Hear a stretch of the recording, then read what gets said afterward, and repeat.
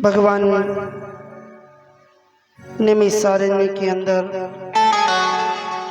सुत जी महाराज दूसरे दिवस की कथा को प्रारंभ करवाते महात्मा बताते और उस भागवत के निर्माण में जो व्यास जी ने लिखा, एक ग्रंथ में महात्मा लिखा महाराज, और वो महात्मा क्या क्यों लिखा?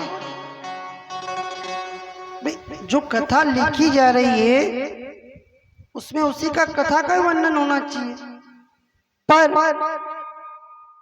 दूसरे ग्रंथ से पद्म पुराण से महात्मा को लिख करके फिर 18,000 श्लोक लिखा। क्या कारण है? महात्मा का अर्थ क्या है? उस महात्मा में लिखा है ताकि भागवत स्वयं ये नहीं कहे कि मैं सबका उद्धार करूं, इसलिए दूसरे पुराण के महात्मा ने बताया कि ये भागवत सबका कल्याण करती है। महाराज स्वयं अपनी प्रशंसा नहीं करें और अपने थोड़ा सा भगवान का पूजन क्या कर ले, बस 2 कदम मंदिर चले जाएं कि हम तो सबसे बड़े भगत हैं। यहाँ भागवत नहीं कह रही है महाराज कि मैं सबका उद्धार करूं, ये तो महात्मा ने आके बताया कि सबका कल्याण करती है।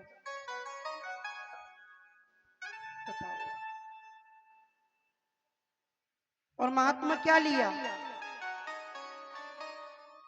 एक आत्मदेव नाम का ब्राह्मण है, उसकी पत्नी धुंधली है, दोनों आनंद से रहते हैं महाराज, और किसी बात की कमी नहीं है, हर एक वो चीज मिल रही है। धन है, पैसा है, दौलत है, नाम है, प्रतिष्ठा है, सम्मान है, सब है, पर औलाद नहीं है। अब औलाद नहीं है, बेटा नहीं है, तो गांव के कुछ लोगों ने कहा कि जिसकी संतान नहीं होती है उसका मुंडा ही नहीं देख रहे। तो वो जो ब्राह्मण की पत्नी धुंधली, ये ब्राह्मण की पत्नियां बड़ी तेज होती थी पहले, अब तो नहीं हुए पर पहले बहुत तेज होती, खाली थोड़ा सा यूं क्यों कि देखो पूरा बर्तन बाहर निकाल देती। और धुंधली जब पानी भरने गई और वहां कुछ लोगों ने किया, हटो इसको भरने दो पानी, इसका मुंह मत देखो। बाकी क्यों भाई, मेरा मुंह क्यों नहीं देख रहे हो आप? बोले कि तुम्हारे औलाद नहीं, और जिसकी संतान नहीं होती है उसका मुंडा नहीं देखना महाराज, दिन पूरा बेकार जाता है। वो घर आ गया और आत्मदेव ब्राह्मण को कहा, महाराज आस्ती पानी भरनो बंद। क्यों? बोले गांव का लोग अपना मुंडो नहीं देखे, यही घर में होल खुदवाओ और पानी निकालो। आत्मदेव ने कहा यही पानी भर ले, कुआं खोदो। पहले ये मशीनें नहीं चलती थी, पहले कुआं खोदता था। आत्मदेव बाहर भिक्षावृत्ति के लिए जाता तो गांव के लोग कहते थे, महाराज आप भिक्षा मांगने मत आया करो। पहले क्यों?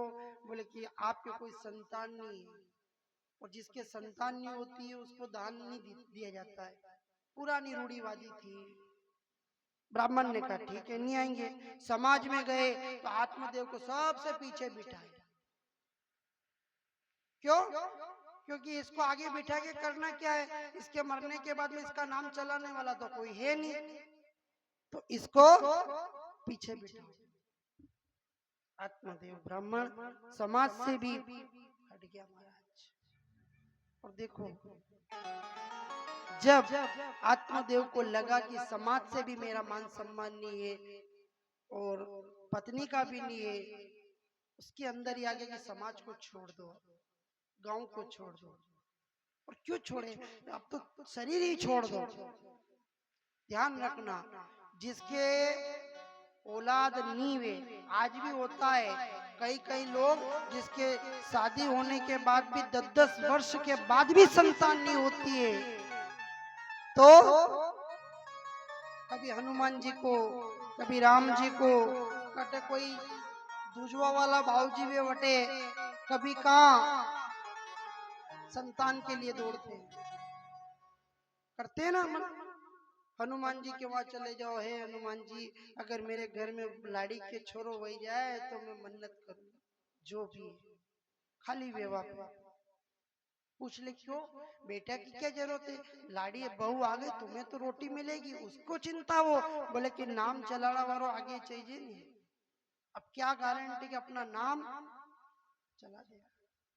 आप विचार करना, जिस जिस जिस दिन आपके घर में संतान होती है, साथ में जब बहु संतान को जन्म दे, आप अपने ज्ञान को प्रकट करना और दोनों का लालन पालन करना।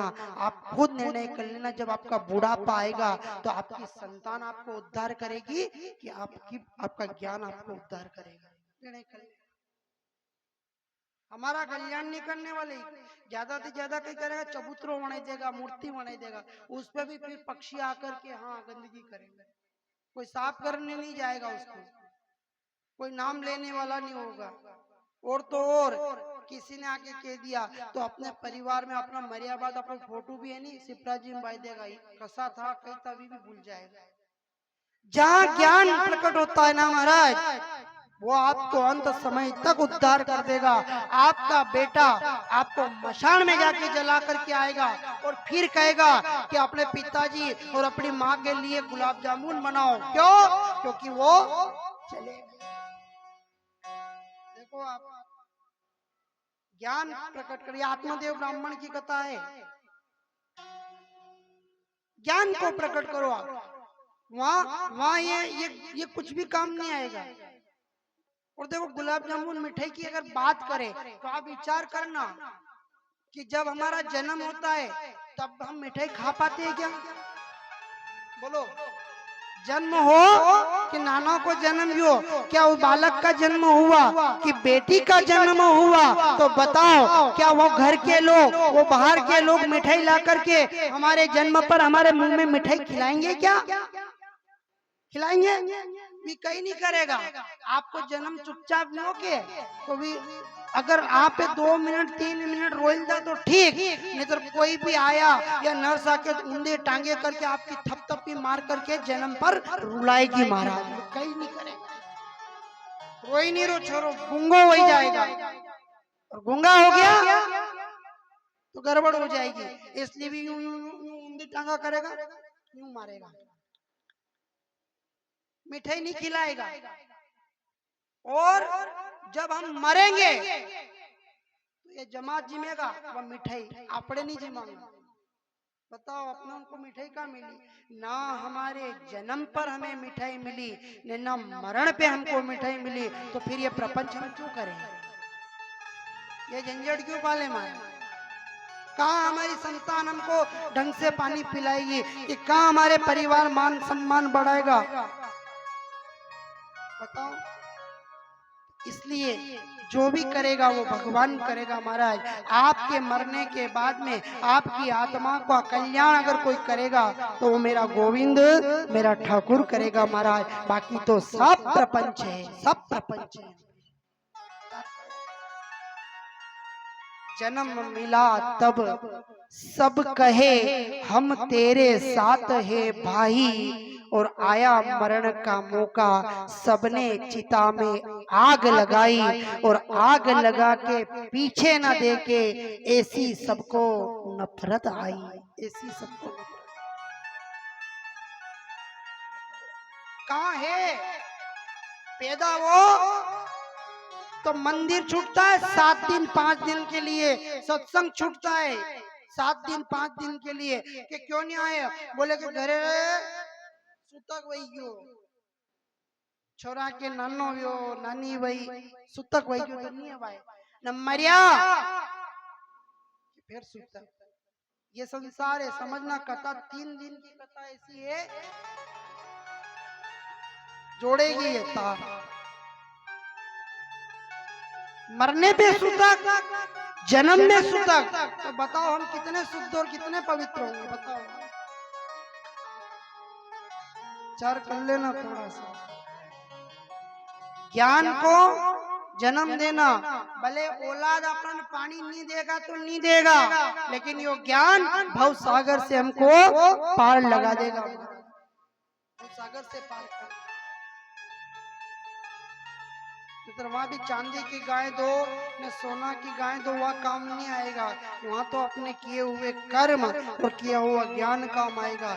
ना औलाद काम आएगी, ना अपना रिश्तेदार काम आएंगे। ये सब केवल माया का प्रपंच बना है महाराज, इससे निकलो आप, थोड़ा सा निकलो बस। देखो सत्संग भजन कीर्तन का जो आनंद, जो ज्ञान हमें मिलेगा वो आगे जाके काम आएगा। वही उलझ जाएगा और घबराना नहीं। आपने छोरो पने के नहीं पने, आखिरी में भगवान के सुप्रत करना कि इसका जीवन तेने बनाया है तो तू ही कर देना, वो ही इसका जीवन सुधारेगा। अपने जिंदगी में आनंद इतना लाना कि जैसे सब्जी में नमक डाले ऐसे जीवन में भगवान का राम नाम का नाम डाले महाराज, तो कल्याण हो जाए। तो कहीं नहीं है,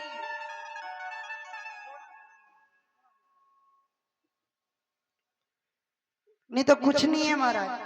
जन्म अपन मरे कि अपने मरने के बाद में क्या छूटेगा? ये गादी छूटेगी, गादी से नीचे उतार देंगे और आखिरी में जाके 4 जने कंधे पे उठाकर राम नाम सत्य बोल करके जला करके आ जाएंगे। वो जलाने के बाद जब आएंगे तो सब कहेंगे तीसरों कदी करनो, घाटों कदी करनो, मोसर में कई करनो, पगड़ी में कई कई मिठाई बनानी, का मेरे घरे खुशियां थी कि जो मिठाई बनाओ। अरे प्राणी मर गया और तुम मिठाई खाने के चक्कर में पड़े उसके यहाँ पे, जो मर गया उसको ही भूल गए।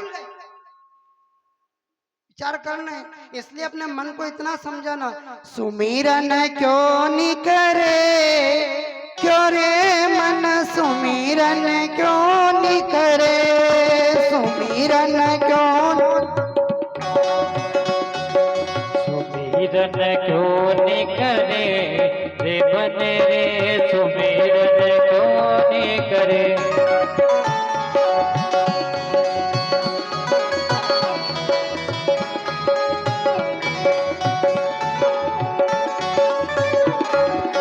सुमिरन क्यों नहीं करे रे मन रे, सुमिरन क्यों नहीं करे।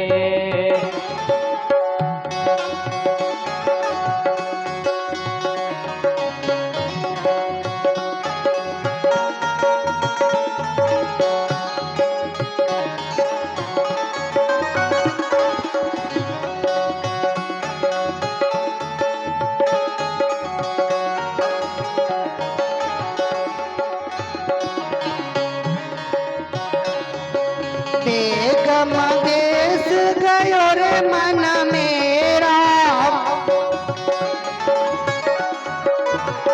बेगम देश गयो रे मन मेरा, बेगम देश गयो मन मेरा, जहाँ लगा सतगुरु का डेरा, जहाँ लगा सतगुरु का ढेला। तू आड़ी टेढ़ी बात करे, क्यों रे मन सुमिरन क्यों नहीं करे, सुमिरन क्यों नहीं करे रे मन रे, सुमिरन क्यों नहीं करे। बोले सच्चिदानंद भगवान की। खाली भूल जाएंगे महाराज और कुछ नहीं रहेगा, भूल जाएंगे और कुछ नहीं रहेगा। इसलिए भगवान का स्मरण, भगवान का ध्यान और भगवान का ज्ञान और भगवान का नाम ही हमारे पास रखो। विचार करो आप।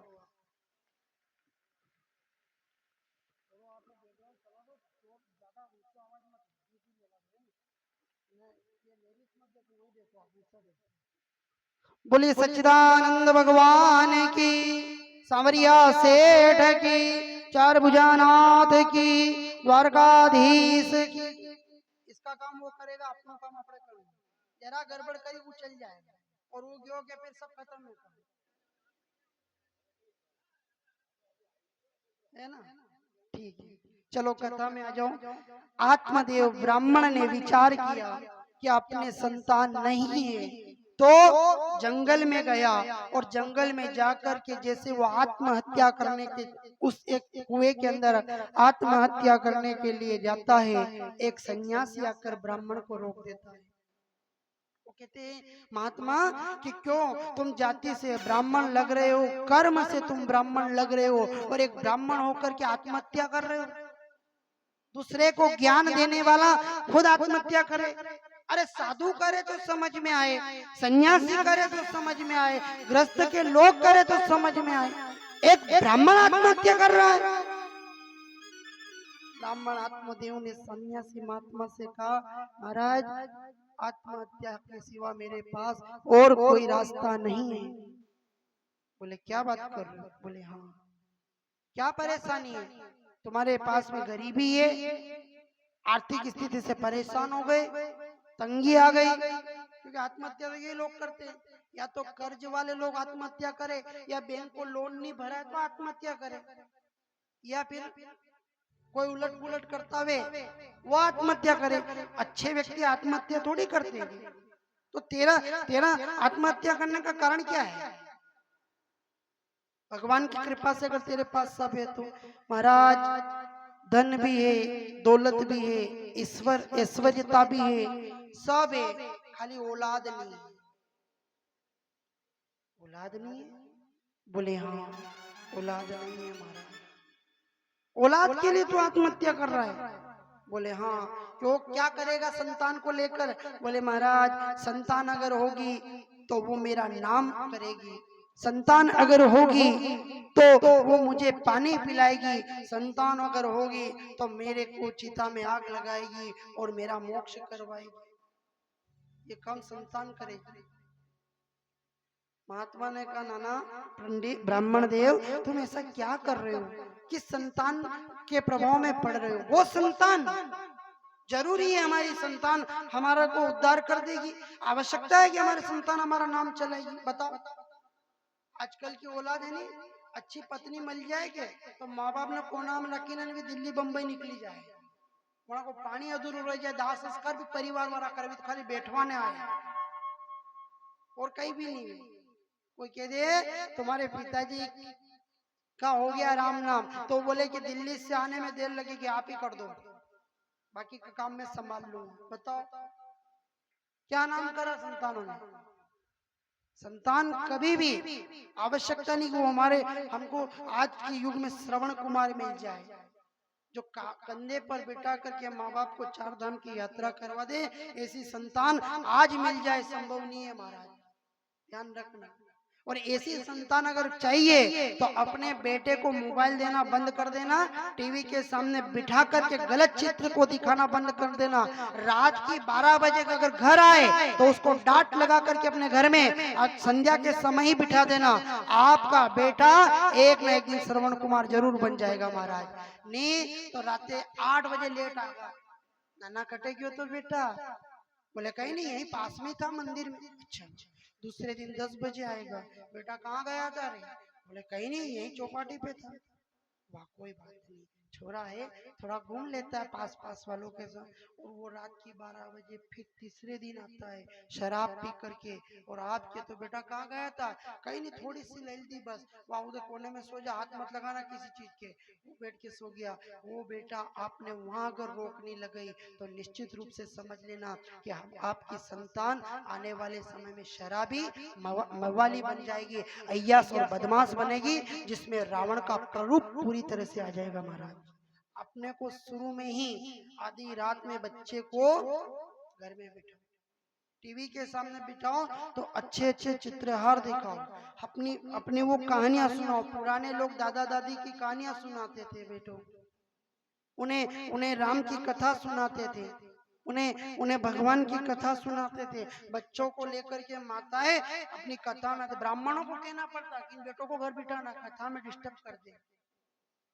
और आज आज बैठे मोबाइल को लेकर बैठे हैं और कथा सुनने के लिए हम अकेले को आना पड़ रहा है। क्यों? क्योंकि सुनेंगे तो बेटों को समझाएंगे, नहीं सुनेंगे तो कैसे समझाएंगे। पर आपने तो सुनी घरे चले जाओ और कहना कि कथा में बढ़िया आनंद आई रहा है ने भगवान बड़ो आनंद है। खाली अतलो ज कहनो, अपने जीवन में आनंद नहीं आई रहो, कथा में तो आनंद आएगा, अपने जीवन में भी आनंद लाओ महाराज, ताकि अपना बेटा अच्छा बने और गलत संगत को ना पकड़े, तो अंततः में हम सबका कल्याण करे, हमारे परिवार का नाम ऊंचा करे, हमारे हमारे कुल का नाम ऊंचा करे। जरूरी नहीं कि वो अपने कावड़ में बिठा के ले जाए, कावड़ में बिठा के ले जाए ऐसी आवश्यकता नहीं है। वो तो बस अपने घर में जब आप पूजा करो, आप जब कथा करो, आप जब पाठ करो, तो उस समय उसको सामने खड़ा रख के कहो बेटा आरती हो रही, हाथ जोड़ करके खड़ा रह जा। अगर दोनों हाथ उसने जोड़ लिए और मस्तक झुका लिया तो मेरा ठाकुर मस्तक झुकाने वाले को भी अपना लेता है। राजा बलि ने जैसे भगवान के सामने अपने मस्तक को झुकाया तो मेरे गोविंद ने उस मस्तक के ऊपर अपने चरण रख करके उसको भी अपना लिया था। तो हमको क्यों नहीं अपनाएगा महाराज? अपनाएगा। लेकिन हम क्या है कि झुकाना तो बंद कर दिया। बेटा ब्राह्मण आए, संत आए, महात्मा आए, इनको प्रणाम करो, गुड मॉर्निंग, गुड आफ्टरनून, यह भाषा तो उसको भी समझ में नहीं आती, तो वो कैसे अपने को कहेगा कि इसमें संस्कार है, इसमें चरित्र है। संतान को सुधारना हो तो कुछ भी मत करना, यूं मत कीजिए कि बेटा राम इधर करियो, बेटा राम ऐसा करा, बेटा राम ने वैसा करा, तू भी राम बनना। उसको अगर राम बनाने के चक्कर में रहोगे ना तो राम वनवास भी गए थे तो वो यही कहेगा कि राम बेवकूफ था, मूर्ख था, वो तो उसने वनवास क्यों गया, अपने बाप से हक लेता, वो ये कहेगा। उसको ये मत समझाना, उसको ये समझना कि रावण इतना ज्ञानी होने के बाद भी इतना पापी होता तो उसके पूरे कुल का नाश हो गया बेटा। तो उसको समझ में आ जाएगा कि अपना पाप नहीं करना, और अगर पाप नहीं करेंगे तो भगवान हमको अपना लेना। उसको उल्टा समझो, अब सीधा सीधा मत समझाना कि राम ने बेटा माता पिता की आज्ञा से वनवास गए, राम ने अपनी पत्नी सीता का हरण किया, रावण ने तो रावण को मारा, ये मत समझाना। उसको तो गलत वाक्य बताओ कि इस रावण ने ऐसा किया है, ये निपट गया है, ऐसे ही वो भी समझ जाएगा कि अपन भी गलत करेंगे तो अपन भी निपट जाएंगे। उस भगवान के सामने हाथ जोड़ के ये कहना, विषय विकार मिटाओ, पाप हरो देवा, पाप हरो देवा, श्रद्धा भक्ति बढ़ाओ, श्रद्धा भक्ति बढ़ाओ, संतन की सेवा पहुँचे जगदीश रे। बस इतना ही कहना है। आत्मदेव को समझाया कि तू संतान के चक्कर में मत पड़, अगर संतान के चक्कर में पड़ेगा तो तू उलझ जाएगा। भगवान ने तुझे नहीं दी ना तो समझ ले कि तू सबसे बड़ा संत और सन्यासी है। उसने कहा नहीं बाबू जी, हमारे कने धन गणो है, बहुत सारा धन है, इसको खाने वाला कोई नहीं है तो दान कर दे, कोई खाने वाला नहीं तो इसको दान कर दे, इसको इसको कोई धर्मशाला में लगा दे, वृद्धाश्रम में लगा दे, अनाथ आश्रम में लगा दे, मंदिर बने मंदिर में लगा दे, जहाँ तू लगाना चाहे वहाँ लगा दे। खाने का क्या, बहुत सारे खाने वाले बैठे, पर ये इस प्रपंच में मत नहीं माना साहब। एक ब्राह्मण सन्यासी के चरण पकड़ लिए कि हे प्रभु, हे दीनानाथ, कृपा निधान, आप बहुत बड़े तपस्वी हो, आप कोई उपाय बताओ ताकि मुझे संतान प्राप्त हो जाए। ब्राह्मण की बात करुणता को सुन करके महात्मा सन्यासी ने आंखें बंद करके देखा, इस ब्राह्मण के भाग्य में संतान का सुख नहीं लिखा था महाराज। तो उसको समझाया कि सुख नहीं है, बोले कोई बात नहीं, अपनी औलाद है कहीं भी करेगा पर दो तो सही कहीं कोई उपाय। महात्मा ने उसी समय एक फल को यजन करके मंत्रित करके कहा, जाओ ये फल ले जा करके तुम्हारी पत्नी को खिला देना, तुम्हारी पत्नी के गर्भ से एक उत्तम संतान प्रकट होगी और वो संतान तेरे जीवन को धन्य और कल्याण करेगी। महाराज आत्मदेव प्रसन्न हो गया, ले जाकर के पत्नी धुंधली को दिया, ये लो। क्या है? बोले ये फल खा लो, इससे तुम्हारे गर्भ में हमारी संतान प्रकट हो जाएगी। किसने दिया? बोले एक महात्मा ने दिया। वाह, रख दिया साथ में, खा लेंगे महाराज, खा लेंगे।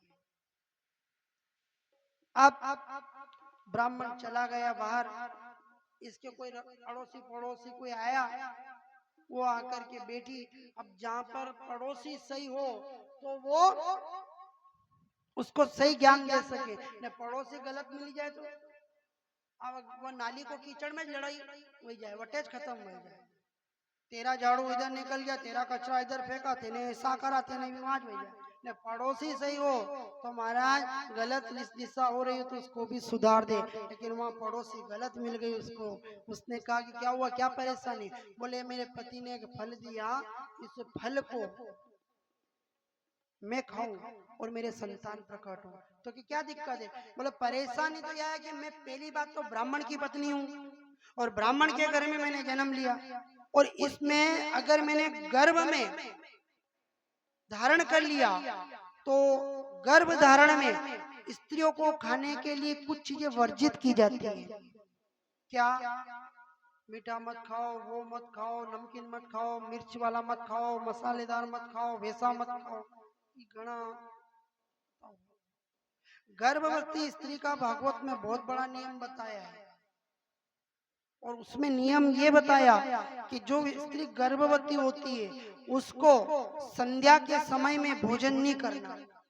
अगर वो संध्या के समय भोजन करे तो संध्या के समय में घर की डेली के पास नहीं बैठना,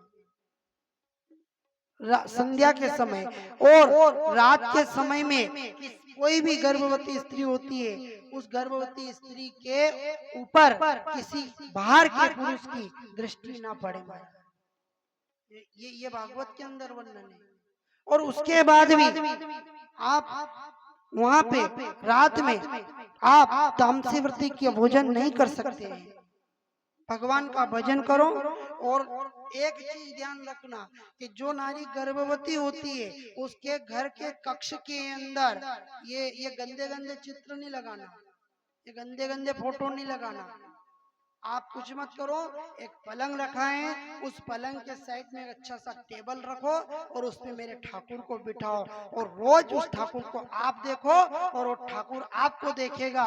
दोनों की दृष्टि में जो बालक अंदर पल रहा है तो मेरा गोविंद अपना अंश उस बालक पर डालेगा, तो समय आने पर वो बालक भी मेरे गोविंद जैसा अपनी लीला करेगा। महाराज अगर ये गंदा गंदा चित्र डालोगा तो कि बम्बई रा जतरा ही लगे दो आप ने, उसको शाम के समय में बिठाओ कि ये नाटक देखो, ये फिल्म देखो, ये मूवी देखो, ये पिक्चर देखो, थोड़ा टाइम पास हुआ करेगा ना, मैं इधर अपना काम करूंगी। किसी से पूछा कि क्या कर रहे हो? बोले कई काम नहीं करना। क्यों? क्योंकि गर्भवती नारी है ना। अच्छा, तो ये कई नहीं करना, बस अपना टीवी देखना, टाइम पास करा। जब आप टाइम पास उससे करोगे तो याद रखना आपकी जन्म लेने वाली संतान आपका फटाफट टाइम पास करेगी, 1 मिनट भी देने लगना। समझ जाना, वहां पे ठाकुर को बिठाओ, होगा साथ। और एक उपाय हम आपको यहाँ से बता दे, जिस नारी के संतान नहीं होती हो वो नारी भगवान ठाकुर जी को, अभी जन्माष्टमी आ रही है, ठाकुर जी को जन्माष्टमी के दिन स्नान करवाए, उनको अच्छा श्रृंगार करे और उस स्नान करा हुआ ठाकुर जी का जल तीन आचमन में अपने को पीना है। वो पी करके वहां से संकल्प करे और क्या गोपाल शस्त्र नाम के महामंत्रों का रोज पाठ करे। कहीं जाने की जरूरत नहीं है, आप डेली भगवान ठाकुर जी के गोपाल शस्त्र का पाठ करोगे तो एक दिन ऐसा समय आएगा कि मेरा गोविंद आपकी गोद भराई कर देगा। कोई नहीं करेगा, पल्ला बंधवा वाला लटकाला वाला कई टाइम पास करेगा। करेगा तो कौन? गोद गोविंद ही भरेगा महाराज, और कोई नहीं भरेगा। बहुत सारे नियम बताए, लेकिन नहीं, आजकल की नारी देखो, पहले माताएं क्या करती थी? गीता जी का पाठ पढ़ाती थी। जो बहू होती, बेटी होती, उसको गीता जी देती, ये पढ़ना, ये इसका पाठ करना, चित्र भगवान ठाकुर जी यशोदा मैया मेरे गोविंद को हाथ में लिए घुमा रही, ऐसा फोटो दिखाते ना। आज टीव्या वाला टीव्या दिखे रहा नहीं तो अपनी औलाद भी चक्कू की धार थी पैदा हुई थी महाराज, कहीं ज नहीं करेगी। खाली फोन करियो कि गाड़ी आई ने लेगी कि वी सफेद कपड़ा वाली नरसा, वहां तो यमराज है पर ये नरसा है, ये कम नहीं है, ये डायरेक्ट यहाँ से लेकर के सीधा चीर के बच्चा निकाल देगा। लो पूछ बड़ो होगा तो चक्कू हाथ में लेगा महाराज और कहीं भी नहीं लेगा। संतान ये धुंधली ने कह दिया कि मेरे को ये सब खाना वर्जित हो जाएगा और मैं इसको जन्म देने में बड़ी तकलीफ होगी, ऐसी तकलीफ मुझे नहीं चाहिए। ठीक है, मैं भी गर्भवती हूँ, मेरे भी संतान हो, कोई दिक्कत नहीं, पर मैंने जन्म देवा में दिक्कत नहीं है महाराज, मैं जन्म देने में मुझे दिक्कत नहीं है, खाली इसकी गंदगी साफ करने में मुझे तो बड़ी दिक्कत है। अब बताओ, ये ऐसा पड़ोसी है, बच्चे को जन्म दे वन में परेशानी नहीं, बच्चे को सफाई करना, उसकी गंदगी को साफ करना, उसको स्वच्छ बनाना, यही तो माँ की ममता का प्राकट्य होता है महाराज। यही तो माँ की ममता का प्राकट्य है कि एक स्त्री जन्म देती है ना बच्चे को, उस समय वो हजारों नरकों की यातना भोग करके अपने बेटे को जन्म देती है। इस समय आपके सामने आप कथा सुनते हो, भगवान दिखते हैं, मंदिर जाते हो भगवान दिखते हैं, पर एक नारी अपने संतान को जब जन्म देती है उस समय भगवान नहीं दिखते, यमराज और यमराज के सारे पार्षद सामने खड़े रहते, तब जाकर के वो नारी अपनी संतान को धरती पर जन्म देती है। और उसी समय योग माया भगवती जगदम्बा उस नारी के रूप में, उस नारी की ममता के रूप में प्रकट होके अपनी ममता उस बेटे पे लुटाती है महाराज। इतना आसान खेल था और सब खत्म हो गया महाराज। जन्म दो तो ठीक है, अवेरा तो ठीक है, नहीं तो डॉक्टर के वहां क्या बोलते हैं अंग्रेजी में, अबॉर्शन करवा लो, अभी बच्चा नीचे है, अभी अबॉर्शन करवा लो महाराज। फिर कभी चाहे आधा बूढ़ापा में बोले देखेंगे सब। ये आपके इधर की बात नहीं करे, कथा बहुत होती है, बहुत दूर दूर तक ऐसी बातें चलती है पढ़ी लिखी बहुओं का। बताओ, अपना जावरा क्षेत्र बहुत पवित्र और बहुत शुद्ध और मालूम है, कोई कोई बिगड़े होंगे, सब थोड़ी बिगड़े थे। आत्मदेव की पत्नी धुंधली ने कहा कि मुझे जन्म देने में दिक्कत आ रही है और तुझे पालने में दिक्कत आ रही है, तो एक काम कर, तेरा बेटा मुझे दे देना और मैं ये फल, मेरे घर में गाय बंधी है उसको खिला दूंगी। फल तो गाय को खिला दिया। उस पड़ोसन की दूर की थी, उसके बेटा हुआ तो बेचारे पुरुषों को क्या पता चले, कटे अदला बदली वे कई वे, उसी समय वो बेटा ले जा करके धुंधली को दे दिया और आत्मदेव को कहा कि बेटा हुआ, हमें बधाई हुआ। ब्राह्मण को खुशी का ठिकाना नहीं रहा महाराज, बड़ी प्रसन्नता हुई ब्राह्मण को। और उसी समय उस गाय ने भी, जिस गाय को फल खिलाया, उस गाय को भी एक बालक हुआ, पर उस बालक की बड़ी विचित्र लीला थी। वो बालक पूरा मानव का था, लेकिन उसके कान गाय के समान थे महाराज। ब्राह्मण प्रसन्न हुआ, एक की जगह दो मिल गया, ये मेरा बेटा जो गाय का बेटा बना उसका नाम तो गोकर्ण रखा, और इधर धुंधली के उस दूर के पड़ोसी का जो बेटा था उस बेटे को का नामकरण ब्राह्मण रखने लगा। तो धुंधली ने कहा कि महाराज आप एक छोरा नामकरण कर लो, नहीं अब दूसरा को मुंह करो क्या? तो उसने कहा कर दे, कोई पत्रिका बनाए ना, कोई लगन लिखे, क्या जरूरत है, लाड़ प्यार में हुआ बेटा नामकरण कर दे, तू कर। बोले कि मेरा नाम धुंधली, इसका नाम धुंधकारी रहेगा बस। बोले हाँ, मेरे नाम से नाम जोड़ा। उस माँ ने धुंधली ने धुंधकारी का पालन पोषण किया और इधर गाय के बच्चे का पालन आत्मदेव ब्राह्मण ने किया। दोनों ही बालकों का लालन पालन हो रहा है, लेकिन एक ब्राह्मण के साथ में मंदिर जाए, भजन करे, कीर्तन करे, पूजा करे, ने एक माँ के लाड़ प्यार ने उसको इतना कर दिया कि बच्चों के साथ उद्दंडता करे, उनके साथ में लड़ाई करे। दोनों बड़े हुए, एक ज्ञानी बना और एक मूर्ख बन गया महाराज। एक दिन आत्मदेव ब्राह्मण को कुछ गांव के लोगों ने कहा, महाराज तुम्हारा बेटा ये धुंधकारी बड़ा उद्दंड है, इनका कुछ करो। बोले कि पहले मेरा बेटा नहीं हो रहा था तो शिकायत, ना अब हो गई तो फिर तुम शिकायत करने आ गए। पिता ने नहीं सुना, माँ को समझाया लोगों ने, और बेटो है नहीं, हाँ ताश वाला के मेरे बेटो तो, शराबी के मेरे बेटो तो विश्वास नहीं करे। और धुंधकारी के आज रे बात में शिकायत करने के लिए आ गए, अब आना मत, मैं मेरे बेटे के बारे में एक शब्द भी नहीं सुनूंगी। गांव का लोग क्यों वगड़ेगा, तेरी वगड़े आपने कहीं कर लो, चलो वहां से निकल गए, चले गए। अंत में धुंधकारी बड़ा हुआ, बाप की संपत्ति को लुटाने लगा। पिता आत्मदेव ने समझाया, बेटा ऐसा गलत काम मत करना, अच्छी बात नहीं है। अब आप एक बात बताओ, पेड़ लगा है, अगर उसमें पानी डालेंगे तो पेड़ बड़ा होगा, हरा भरा होगा, न फल भी देगा। तो वही पेड़ सूखा रहे, न पानी डालोगे तो बोलो हरा भरा रहेगा क्या, सूखा होगा क्या?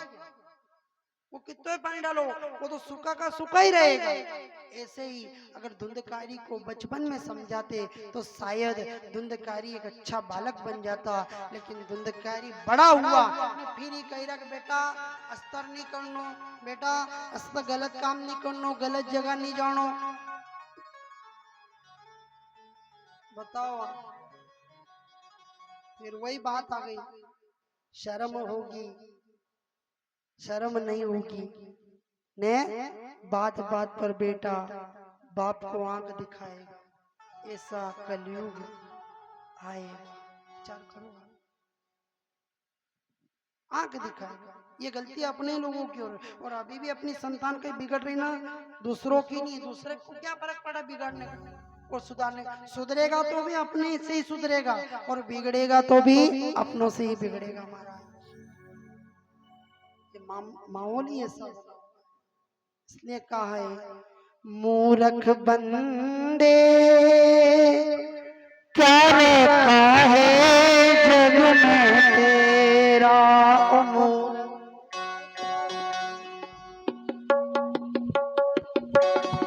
कलयुग में था गंगा, उल्टी गंगा बह रहे हैं।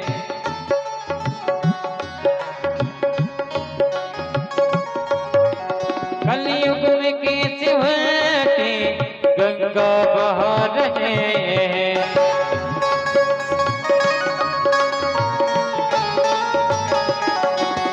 कलयुग में कैसे उल्टी गंगा बह रहे हैं। कलयुग में कैसे उल्टी गंगा बह रहे हैं।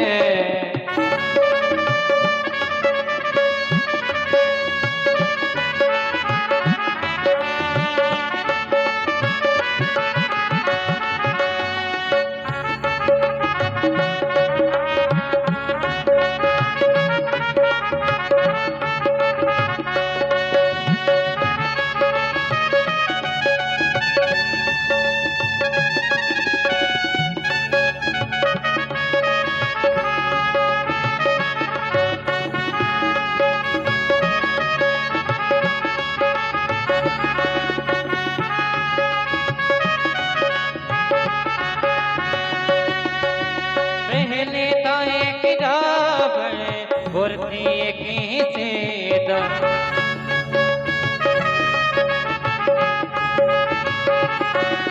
पहले तो एक रावण और थी एक सीता।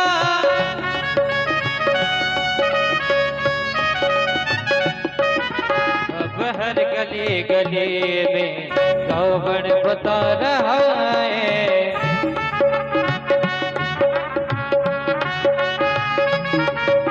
अब हर गली में रावण सीता ढूंढ रहा है।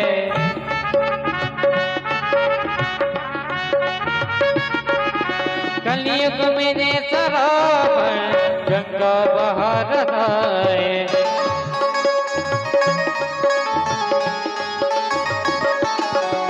कलयुग में उल्टी गंगा ऐसे बहा रहा है।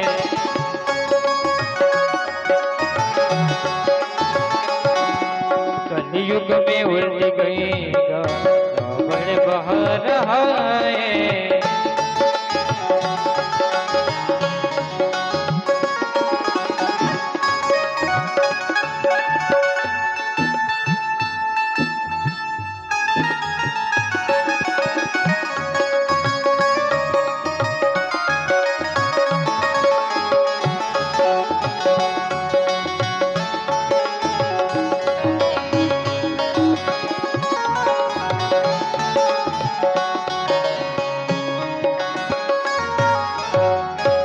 बोली सच्चिदानंद भगवान की, सांवरिया सेठ की जय। आज धुंधकारी बड़ा आतंकी हो गया महाराज, और अंत में धुंधकारी ने अपना सारा ब्राह्मण धर्म छोड़ दिया, सब छोड़ दिया। अब ब्राह्मण दारू पिए शोभा देगा? सृष्टि का प्रलय समय से पहले हो जाएगा। ब्राह्मण शराब पिए, गलत काम करे, बुरा काम करे, माँ बाप की सेवा नहीं करे, मंदिर में पूजा नहीं करे, जप नहीं करे, नहीं करे तो नहीं करे, और कोई रास्ता में मिल जाए और कह दे पंडित जी जय श्री कृष्ण, तो हो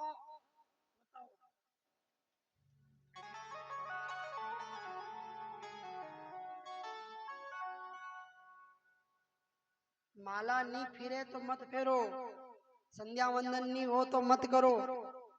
बताओ आप, अपने धर्म में ब्राह्मण सबसे बड़ा सर्वस्परि है। ब्राह्मण ने सृष्टि में अपना सबसे बड़ा योगदान दिया, लेकिन अब कलयुग में ही ब्राह्मण देखो आप क्या क्या हो, सब जगह नहीं, कटे कटे, कहीं कहीं ऐसी जगह ब्राह्मण देखो आप तिलक नहीं लगाए, सिक्का नहीं बांधे, कोई कोई के अपने तो नौकरी लग गई, अपने क्या भिक्षावृत्ति करा, मत करो। अपने तो 50,000 की तनख्वाह है, क्या भगवान के पास जाओ, मत जाओ। कर्म को अपने साध्य में रखो, शिखा धारण करो, जनेऊ धारण करो, लंगोट धारण करो, तिलक लगाओ। शास्त्र में तो कहा है कि बिना तिलक का ब्राह्मण सामने मिल जाए, बिना तिलक का ब्राह्मण अगर सामने मिल जाए तो पाचा अपने घर में पलटीन चल जाना। शास्त्र में कहा हो, अपनों ने नहीं कहा है। बिल्ली रस्तों काटे तो आप ही चल जाओ ना घर में, तो रस्तों काटे तो और कई बात नहीं, क्या नहीं रस्तों काटी थी तो आगे निकल जाना, पर बिना तिलक का ब्राह्मण अगर मिले घर में चले जाना का आधे घंटे बाद जाना। बताओ, ये धुंधकारी जाति का ब्राह्मण था, पल रहा था, पर इसको माँ बाप की सेवा नहीं करी, और आखिर में बाप ने विचार करा कि आपने अब जंगल की तरफ निकल जाओ। तो आत्मदेव ब्राह्मण जंगल में जाए, और जंगल में जाकर एक पेड़ के नीचे बैठ करके रोने लगा। फिर सन्यासी वही महात्मा संत उसी आत्मदेव के सामने आए और कहा कि क्यों महाराज, क्या हुआ, क्यों रो रहे हो? आत्मदेव ब्राह्मण ने कहा, महाराज बड़ा अपराध हो गया, पूरा जीवन समाप्त कर लिया मैंने, अपने जीवन में जो जो अच्छे कर्म किए थे ना वो सब बर्बाद कर लिया। क्यों, क्या हुआ? बोले कि आपने सही कहा था, औलाद नीवे तो दुख ही दुख होता है महाराज, कि आपने छोड़ो नहीं, ने औलाद नहीं हो तो दुख, औलाद हो जाए जब मरी जाए तो सो दुख, औलाद वे नालायक हो जाए तो फिर दुख का कोई पार नहीं मारा, कोई पार नहीं। आज मेरे संतान पापी बन गए, कर्म से भटक गए, उनको प्रयास किया नहीं समझ में आया, अब आप कोई उपाय बताओ तो हम उसको करें महाराज। महात्मा का पहले समझाया था ना, तेरा तुझे समझाया था कि समझ जा समझ जा समझ जा समझ जा समझ जा, नहीं समझ में आई भटक और भुगत। देखो आप, जो एक बार समझा दे, जो महात्मा अगर आपको एक बार समझाए या कोई एक बार आपको गुरु मंत्र दे दे, उसको सिद्ध करो, वो आपका कल्याण करेगा। अगर संत कह रहा है तो बहुत बड़ी बात कह रहा है, और आज आत्मदेव ने उस समय उस संत की बात नहीं मानी तो आज समाज में भी अपनी इज्जत खत्म हो गई और सम्मान भी खत्म हो गया। क्यों? क्योंकि धुंधकारी ही ऐसा निकल गया। अगर उस समय महात्मा की बात मान लेते तो भले औलाद नहीं होती, परंतु संतान नहीं होने के कारण हम दुखी हुए। अगर संतान नहीं होती तो कम से कम भगवान का भजन करके और अपने ज्ञान को प्रकट करके समाज के लिए एक नया उत्थान खड़ा करते हमारा। लेकिन उसमें भटक गए। महात्मा का चिंता मत करो, लो ये गुरु मंत्र देता हूँ, इस मंत्र से साधना करो और भगवान के साथ सूर्य धाम में जाओ। आत्मदेव ब्राह्मण ने जो तपस्या करी महाराज के अंत में आकाश मार्ग से मेरे गोविंद का बैकुंठ आता है, बैकुंठ में पार्षद बैठे और आत्मदेव को अपने साथ लेकर के बैकुंठ की ओर प्रस्थान करते हैं। बोलो नारायण भगवान की। इधर सुत जी महाराज कहते हैं आगे, ये महात्मा की कथा है, ये भगवत चिंतन की कथा है। धुंधकारी पापी बना, गोकर्ण तीर्थ पे चला गया, दोनों माँ बेटे आनंद से रहे। और एक दिन ये शराबी तो था, ये जुआरी तो था, पर इसने वेश्यावृत्ति भी करना प्रारंभ कर दी। अब वेश्याओं के पास जाए तो अपने घर का सारा खजाना उन वेश्याओं को दे देता है। हद तो तब कर दी इस पागल ने कि ये वेश्या को विवाह करके अपने घर में ले आया। एक नहीं लाया, 3-4 ले आया। माने का बेटा ब्राह्मण है और ब्राह्मण होकर के ऐसा कर्म करेगा। बोले कि अपना जात में कोई छोरी दहेज नहीं रो तो कई करना पड़े, ये लावा। बताओ कर्म कितने बुरे हो गए उसके। तो अंत में माँ ने समझाया, नहीं समझ में आई उसके, वेश्याओं को घर में रखा। माँ को अंत में कुएं में गिर करके आत्महत्या करनी पड़ी महाराज। और अंत में ये पापी अपने घर को नरक बना लेता है। और जहाँ पे नरक बने तो देखो क्रमवाई काम चला यहाँ पे। अच्छे जगह नहीं बेटा तो गलत आचरण लिए, गलत आचरणों से धीरे धीरे शराब की जगह बेटा, शराब में बेटा तो मांसाहारी बना, मांसाहारी बना तो बुद्धि भ्रष्ट हो गई, बुद्धि भ्रष्ट हो गई तो वेश्याओं में जाने लगा, और वेश्याओं में जाने लगा तो वेश्याओं को घर में ले आया। अब वेश्याओं को घर में लाया तो अब कमा के खिलाए क्या, तो चोरी करने लगे।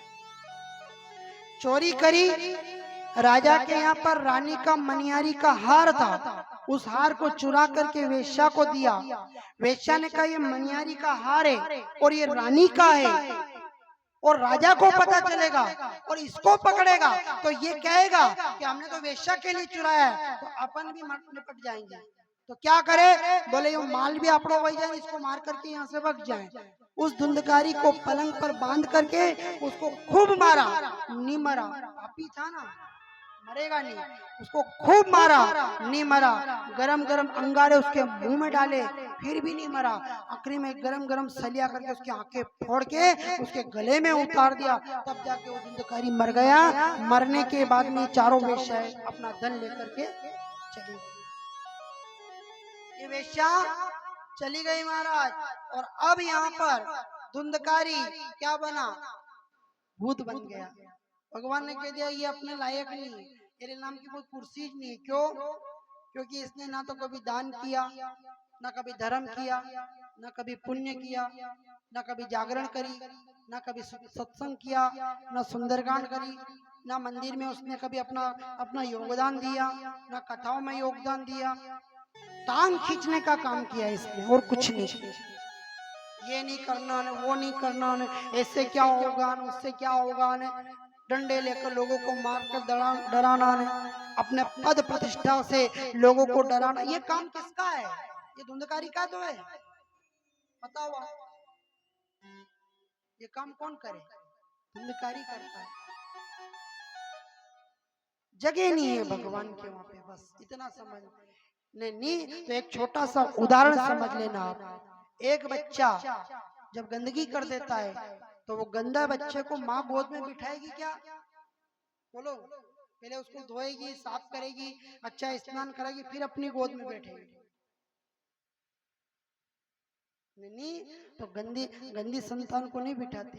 ऐसे ही धुंधकारी भूत बनाए। क्यों? क्योंकि वो गंदा था, उसके अंदर वो पवित्रता नहीं थी, वो शुद्धता नहीं थी, वो इतना पापी था महाराज कि भगवान ने कहा कि इसको अपनी गोद में मत बिठाओ, बहुत गंदा है, इसको साफ करने दो, पहले जाओ ले जाओ इसको। तो भूत बना दिया उसे, और भूत बना इधर उधर भटके महाराज।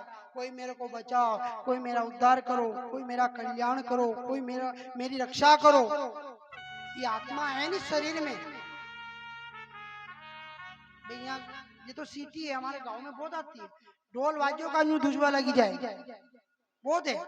बीज है कि नहीं है का नहीं है का, अना का कल्याण करना पड़ा। और इनका कल्याण कैसे होता है? भागवत से होता है। भागवत एक ऐसा अथा सागर है, गीता से होता है। ये चिल्लाया, गोकर्ण आए, लोगों ने बताया। गोकर्ण ने गया जी में जाकर के पिंड दान किया, उसके नाम का मंदिर बनाया, गाय दान करी, उसके नाम का अन्न दान किया, और घर को साफ सुथरा करके अच्छा बढ़िया सफाई करके घर में आकर गोकर्ण जी महाराज सोए। और सोते ही इतने में इनको नींद आई कि वो गोकर्ण, वो धुंधकारी भूत बन करके गोकर्ण के सामने आ गया, डराने लगा। गोकर्ण ने कहा कौन हो तुम?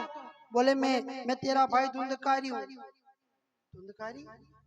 हाँ, तेरा तो मैंने पिंड कर दिया, दान कर दिया, फिर तेरा उद्धार नहीं हुआ। बोले कि महाराज मैं पापी इतना हूँ कि कतरा सो पुण्य करेगा तब जाकर के मेरा उद्धार होगा, मेरा कल्याण करो महाराज। धुंधकारी ने हाथ जोड़ा। गोकर्ण जी ने कहा ठीक है, मैं कल कुछ न कुछ व्यवस्था करूंगा। इतने में गोकर्ण जी महाराज सप्त ऋषियों के पास गए और सप्त ऋषियों ने से कहा कि मैंने मेरे भाई का पिंड दान कर दिया, फिर भी उनका उद्धार नहीं हुआ, फिर भी उनका कल्याण नहीं हुआ। तो पिंड दान खून का जो नाता होता है, जो एक ही परिवार में जन्मा हो, वो व्यक्ति पिंडदान करे तो उसके परिवार का उद्धार हो जाए। और बाहर के व्यक्ति का उद्धार कैसे होगा? उसका कोई पड़ोसी मरे तो उसका पिंडदान अपन करे तो होगा क्या कल्याण? उसका तो कोई बेटा हो, पत्नी हो, भाई हो, बहन हो, रिश्तेदार हो, कोई भी हो, तो उससे वो करे तो कल्याण होगा, पड़ोसी से नहीं होगा। रिश्ता परिवार में खून का होगा तो पिंडदान हो। और गोकर्ण तेरा रिश्ता धुंधकारी से खून का नहीं है, क्योंकि धुंधकारी जो बना है वो पड़ोस की बेटी को, पड़ोस की नारी के गर्भ से निकला हुआ बच्चा है, और तू संत का दिया हुआ फल है। अब रिश्ता तो दोनों का अलग अलग है। अब तू कितना ही पिंड कर, कितना गया जी भेज दे, उद्धार नहीं होगा। फिर बोले कुछ मत करो, अब तुम एक काम करो, भागवत पुराण का वाचन करके और अपने पितृ का उद्धार करो, इस भूत योनि से इसको निकाल दो महाराज। तब जाकर के गोकर्ण ने विचार किया कैसे करना पड़ेगा भागवत। कुछ मत करो, अच्छा शुद्ध आसन लगाओ, आसन लगा करके भागवत को किसी भी द्वारकाधीश के चरणों से या भगवान के श्री चरणों से लगा करके उसको लेकर के अपने सिर पर उठा करके लाना। क्यों सिर पे क्यों उठा? अपन यूं भी उठा सकते हैं, पर सिर पर क्यों उठाए? तो सिर पे इसलिए उठाते हैं कि महाकाल का, बाबा भोलेनाथ का जब क्रोध अति हो गया था तो भगवान नारायण ने कहा था कि गंगा शिव की जटा में जाकर पहले जाना, उसके बाद धरती पे जाना, नहीं तो तू डायरेक्ट धरती पे जाएगी तो महाकाल तुझे अपने क्रोधाग्नि से सोख देंगे, तुझे सुखा देंगे। इसलिए पहले महाकाल के जटा में जाकर के बैठना। तो गंगा महाकाल की भगवान भोलेनाथ की जटा में आकर के बैठी थी। और इधर ये भागवत रूपी ज्ञान गंगा मनुष्य के यदि सिर पर जाके बैठेगी तो मनुष्य की बुद्धि को शुद्ध और पवित्र करेगी, और मनुष्य के बुद्धि को पवित्र और शुद्ध करेगी तो मन पवित्र होगा, और मन पवित्र होगा तो आत्मा जागृत होगी, और आत्मा जागृत होगी तो इन तीनों का संबंध भागवत से होगा, और भागवत भगवान से संबंध करवा देगी, और भगवान से संबंध हो जाएगा तो इन तीनों का कल्याण हो जाएगा महाराज। इसलिए उसको ऐसे उठा के नहीं रखते, इसलिए भागवत को सिर पर धारण करो, ठाकुर जी को साथ रखो। गंगा, यमुना, रेवा, गोदावरी, कावेरी, सरस्वती, ये त्रिवेणी, ये 7 नदियों का जल एक साथ लेकर के हमको उस भागवत के साथ चलना है। भागवत के साथ क्यों चले? क्योंकि गंगा धरती को पवित्र करेगी, ये नदियां आसपास के वातावरण को पवित्र और शुद्ध करेगी, और अंततः में ये सारा जल अपने पितरों का 7 दिन तक रखेंगे। तो अपने पितर आकर के इस कथा को सुनेंगे, और रोज अपने तो प्रसाद ले ला, ये कहीं ले, तो ये वो जल पिएंगे और फिर उनका उद्धार हो जाएगा महाराज। इस प्रकार का तुम्हें नियम रखना पड़ेगा, पितृ का आसन बनाना पड़ेगा और सारे गांव के लोगों को निमंत्रण देना पड़ेगा और उन सबको बुलाना और आए उन सबको कथा सुनाना, क्योंकि ये कथा एक की नहीं सारे पितरों की होती है। तेरे तेरे अकेले धुंधकारी की नहीं होगी, उस नगर में अनेकों धुंधकारी घूम रहे थे महाराज, उन सब की होगी। सबको अबे तो प्रचार वही रहा, प्रसार वही रहा, निमंत्रण हो रहे, कितना हो रहा है, पर कुछ कहेंगे कोई कथा नहीं, गर्मी बहुत लगे नहीं सुनाए, कोई के नहीं जवाए, कोई को नौकरी है, कोई को क्या है, किसी को क्या है। अपने यहाँ पे भी बहुत हुआ, बताओ कितना हुआ। ये छोटा सा नगर है अपना, पर कितना प्रयास किया महिला मंडल ने, मात्र शक्तियों ने, कितना। हमने तो मना करा था कथा मत करवाओ, क्यों, बोले कोई नहीं आएगा, मेरे ना हो गई ना तो अब कोई नहीं आएगा, हाँ होती तो सब आते, पर कहा कि नहीं कराओ, करेंगे हम सब, सारी मात्र शक्तियों का कुछ भी हो जाए कथा तो करना ही है, क्योंकि गाड़ी स्टेशन से छूट गई है, उसको कोई नहीं रोकेगा, वो तो छूट गई है, वो तो वहीं रुकेगी जहाँ उसको जाना होगा। तो सबने कह दिया कि ठीक है, तो अपनी गाड़ी वहां से निकली तो कोई नहीं रोकी सके, आई यहाँ बहेगी महाराज। बताओ कितना नियम है कथा का, सुनने की विधि भी, सुनने का भी एक नियम होता है। कथा सुनने वाला और सुनाने वाले दोनों ही के बीच में भागवत होती है। और ध्यान रखना, आप लोगों ने कभी वो पुराने जमाने में वो छाछ का मंथन किया होगा ना, ऐसे आप लोगों को पता नहीं है, वो और पुरानी महिलाओं ने किया होगा। बस अपने तो बटन दबाए घूमिया करे, सब बटन से काम हो रहा है, बताओ आप। तो यहाँ तक इसका मंथन उधर से और इधर से, एक उधर से पकड़ेगा इधर से पकड़ेगा, दोनों के बीच में इसका मंथन होगा।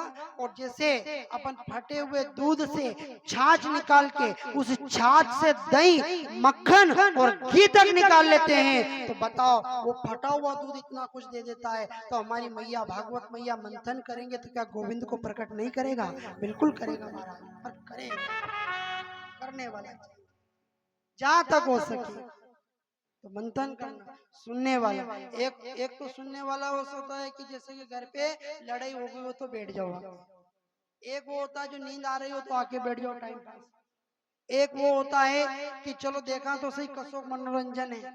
ये मनोरंजन की झांकी नहीं है महाराज, यहाँ तो राजा परीक्षित होकर के बैठ करके सुनना पड़ेगा। देखो वहाँ सुखदेव जी के सामने राजा बेटा पशु पक्षी भी आकर के बैठ गए कि हम भी कथा सुनेंगे, पशुओं में ज्ञान हो गया ना। अपने टीवी पे कथा चल रही, कथा टीवी पे सुनना, ध्यान रखना ये टीवी के बीच में और टीवी और हमारे बीच में एक कांच लगा हुआ है, वह खाली सुनाई दे, अपनी भक्ति सार्थक नहीं करेगा। भक्ति तो सार्थक कहाँ करेंगे, यहीं आकर के होगी महाराज।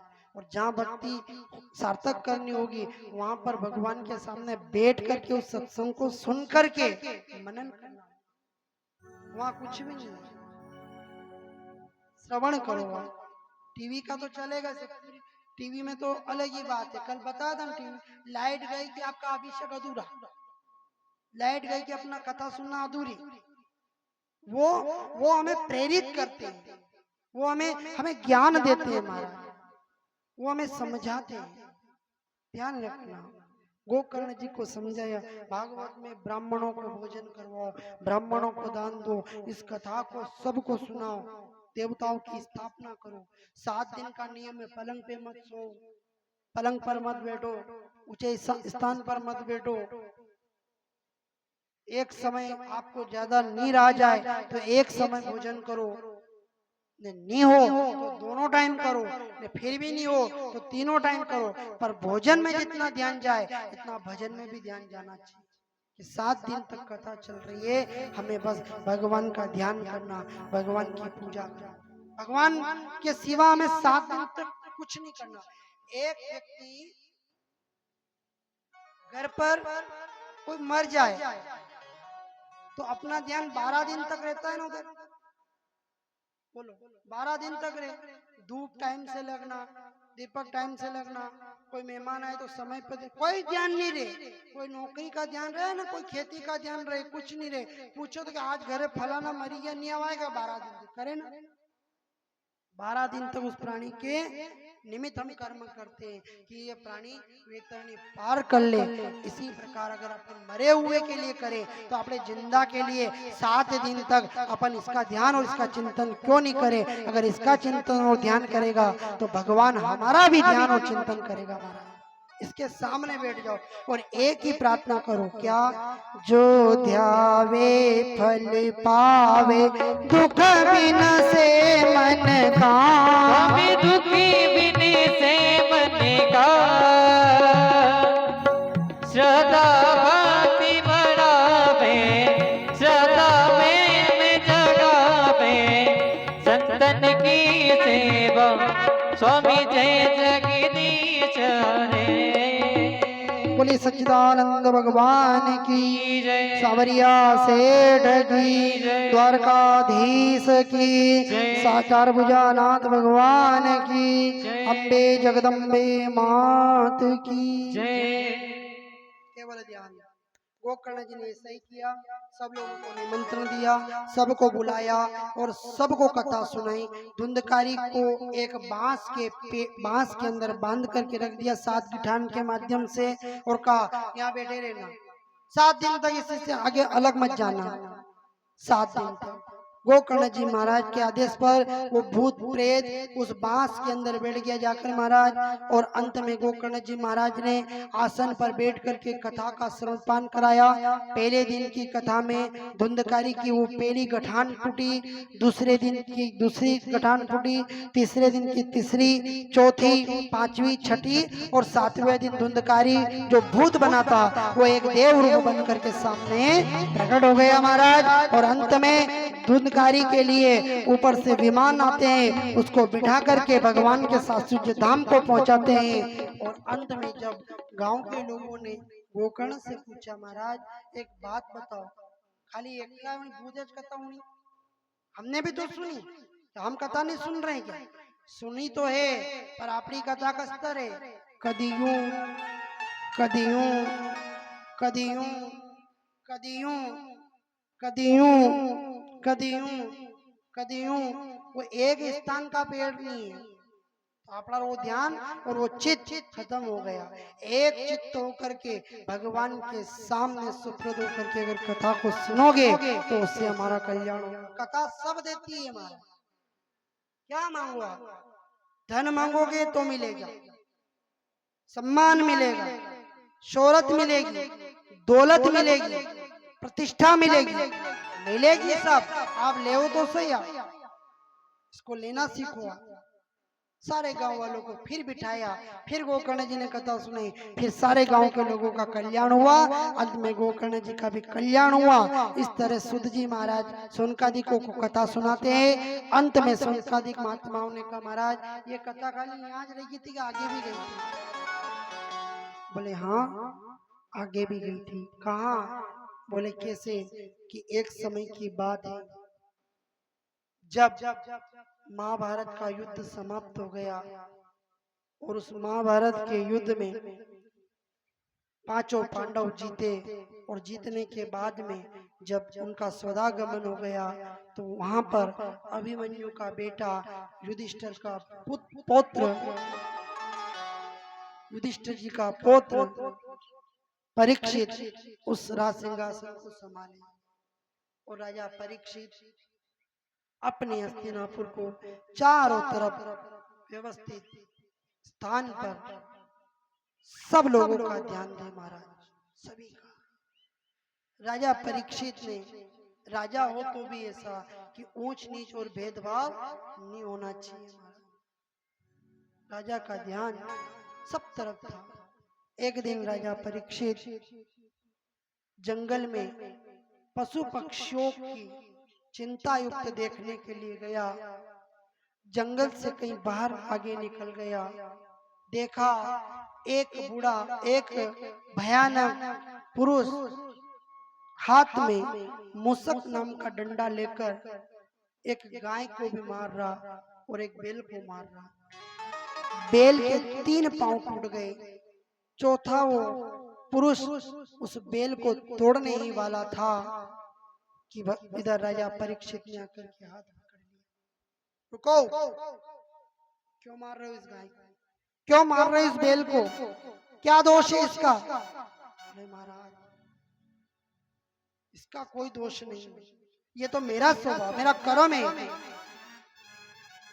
राजा ने कहा, राजा ने गाय के सामने देखा। गाय ने कहा, राजन बचा लो, ये बेल मेरा बेटा है, धर्म का रूप है, इसकी रक्षा करो। 3 तो तोड़ दिया इसने, अगर चौथा भी तोड़ दिया तो राजन आने वाले युग में धर्महीन खत्म हो जाएगा, तुम बचाओ इसको। गाय ने जैसे पुकार करी, गौ माता की आंखों के अश्रु की धारा राजा परीक्षित ने सुनी। महाराज देखी गाय कैसे, देखो। और आज हमारी गौ माता क्या है, इधर उधर भटक रही। महाराज कोई अगर गाय सामने आ जाए तो रोटी देकर डंडा मार के आगे कर दो। ध्यान रखना, गौ माता का गोबर और गौ माता का मूत्र भी हमारे भारत के संतों ने पूजवा दिया है। इतना महान काम इस गौ माता के अंदर करवा दिया। कितने देवी देवता होंगे बताओ। खाली गाय को रोटी दो, जिसके घर में पितरों का दोष हो वो गौ माता को घी और थोड़ा सा गुड़ मिला करके रोटी दो, और गौ माता के पीछे से जो पूंछ है उस पूंछ को अपने सिर पर ऐसे यहाँ और यहाँ 3 जगह लगाओ। आप ऐसा नित्य करोगे तो गौ माता आपके पितरों का कल्याण भी करेंगे और हमारे पितरों से पितृ दोष भी दूर हो जाएंगे। गौ माता का इतना, और अब कौन बचाएगा इनको? वो तो गंदी है, पोटे गोबर में खड़ी हुई लथपथ रहती है। तो गोबर की बात बता दूं आपको कि जब गौ माता पृथ्वी का रूप बना करके खड़ी थी, ये गौ कथा में आता है महाराज, जब गौ माता पृथ्वी का रूप बना करके गौ माता जब पृथ्वी पर खड़ी थी तो हजारों देवी देवता आकर के कह रहे हमारा स्थान कहाँ है घूमने का। बोले कि कुछ नहीं है, ये गौ माता बैठी है, बस इसी में अपना स्थान बना लो। तो सारे देवी देवता गौ माता का अपनी जगह स्थान बना लिया। जहाँ ब्रह्मा विष्णु महेश इंद्र वरुण कुबेर दिग्पाल सभी गौ माता के शरीर पर आकर के बैठ गए, और उनमें 2 रह गई थी। कौन? 2, एक तो गंगा और एक लक्ष्मी। ये 2 श्रृंगार करो में रही है, तो वही रेल चलेगी। नारियों में श्रृंगार में ज्यादा समय लगता है, कहा के थोड़ा सा कोई कहता है कि बढ़िया लागी रहा, हाँ लागी तो बढ़िया रहा, पर यो पल्लो थोड़ो गड़बड़ करे तो पूरे कपड़े दूसरे पहनने में देला। ये श्रृंगार है नारियों। अब बताओ आप भी वहीं भी तरज करी होना है, ये श्रृंगार में रहेगी तो गंगा और लक्ष्मी। ठीक है, अभी भी चला कि अपने गौ माता बटे बैठांगा, बस लक्ष्मी और दोनों के चला तो सही, पर कतरा देवी देवता है बटे, तो बोले श्रृंगार करके चलेंगे। करो श्रृंगार। भी कांच में देखता था रैया ना, सब देवी देवता अपनी अपनी जगह लेकर के बैठ गए। इधर माता लक्ष्मी और गंगा दोनों भगवान से किए प्रभु अपनी जगह कटे, रोकी क्या नहीं रोकी? नहीं रोकी। क्यों? सब आके बैठ गए कि अपना स्थान कहाँ है। कि ये तो अब इस गौ माता से पूछो, हम नहीं बता सकते। इसने अगर इसको दया आ जाए तो ये थोड़ा सरका के आपको गौ माता आपको बिठा दे। तो गौ माता से पूछा कि क्यों मैया हमारा स्थान तो कटे रहेगी थी, बोले श्रृंगार करवा मरेगी। अच्छा अतरो श्रृंगार अतरा बेकार नच रहा था। बोले कि हाँ अब मैं किसी को, सब मेरे पुत्र हैं, समस्त देवी देवता मेरे पुत्र, मैं इनको अलग नहीं कर सकती, पर हाँ 2 स्थान बच्चे अगर पसंद आए तो ले लो। कौन सा? मेरा गोबर और मेरा मूत्र, ये 2 है, इसमें बैठना चाहो तो बैठ जाओ। तो लक्ष्मी ने विचार किया, गंगा पहला तू विचार कर में बैठेगा। तो इधर गंगा ने कहा कि आपने तो पानी की धारा बहती रहे, इसलिए अपन तो मूत्र में ही विराजमान हो जाएंगे। तो लक्ष्मी ने कहा अपन तो इस गोबर में बैठ जाएंगे, जो घर जाकर कंडे के रूप में लोगों के काम आ जाएंगे। बताओ कितना कितना कितना होता है। हम किसी को धूप देते हैं ना, पितरों को या भगवान को या हवन में, तो ये गौ माता के गोबर कंडे ही काम आते हैं। और आपका धूप ये बोड़ी के लकड़ी आती है, इसकी दे देते हैं कि इसमें दे दो, कैसे कल्याण होगा बताओ। कितना कितना कितना बड़ा इस गौ माता का व्याख्यान किया है। और पहली कथा में राजा को मिला कौन? गौ माता, याचक बनकर। और हम लोग ध्यान रखना, जिसका पितृदोष हो गुड़ मिला करके गौ माता को रोटी दो। यदि किसी को शनि की 19वीं चल रही हो, 7.5 चल रही हो, तो 19 गायों को हर शनिवार के दिन जाकर के आप गुड़ में मिला करके रोटी दे दो महाराज। इससे बड़ा कल्याण कहीं नहीं होगा। जिसका दुश्मन बढ़े तो कुत्ते को रोटी डालो, इसका पितरों का दोष हो तो गौ माता को रोटी डालो, और किसी के जीवन में उथल पुथल हो तो मेरे गोविंद को भोग लगाओ। ये नियम है और कुछ भी नहीं। वो गौ माता पुकारे। और आज कलयुग में क्या हो रहा है? इस पापी युग में गौ माता का कोई नहीं रखवाला, हे गोविंदा गोपाला, हे गोविंदा गोपाला, हे गोविंदा गोपाला।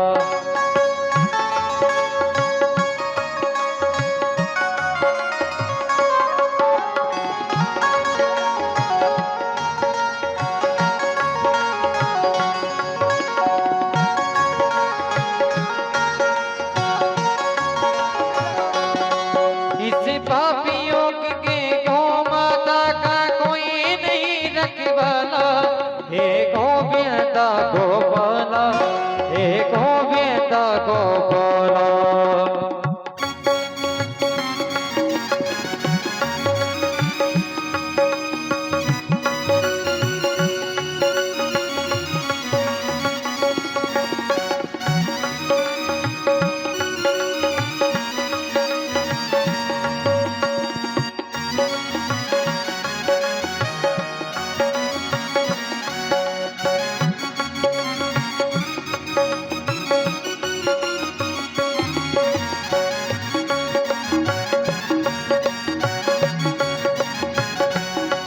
हे गोविंदा गोपाला, हे गोविंदा गोपाला।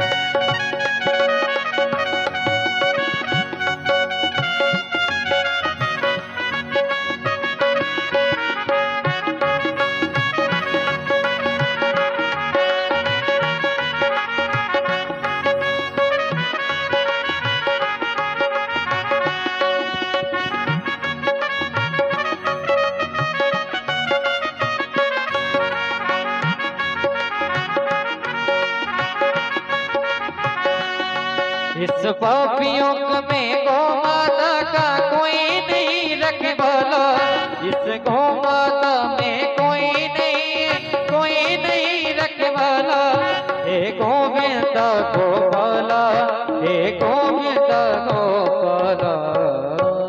बोलो कृष्ण कन्हैया लाल की जय, द्वारकाधीश की जय, सांवरिया सेठ की जय, चरभुजानाथ की जय। गौ माता की।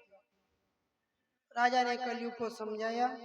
कलयुग ने कहा कि महाराज, अगर मेरा तो स्वभाव है कि मारना पीटना झगड़ना, लेकिन फिर भी राजा ने कहा मेरे राज्य में ये नहीं चलेगा, जब तक मेरा राज्य तब तक।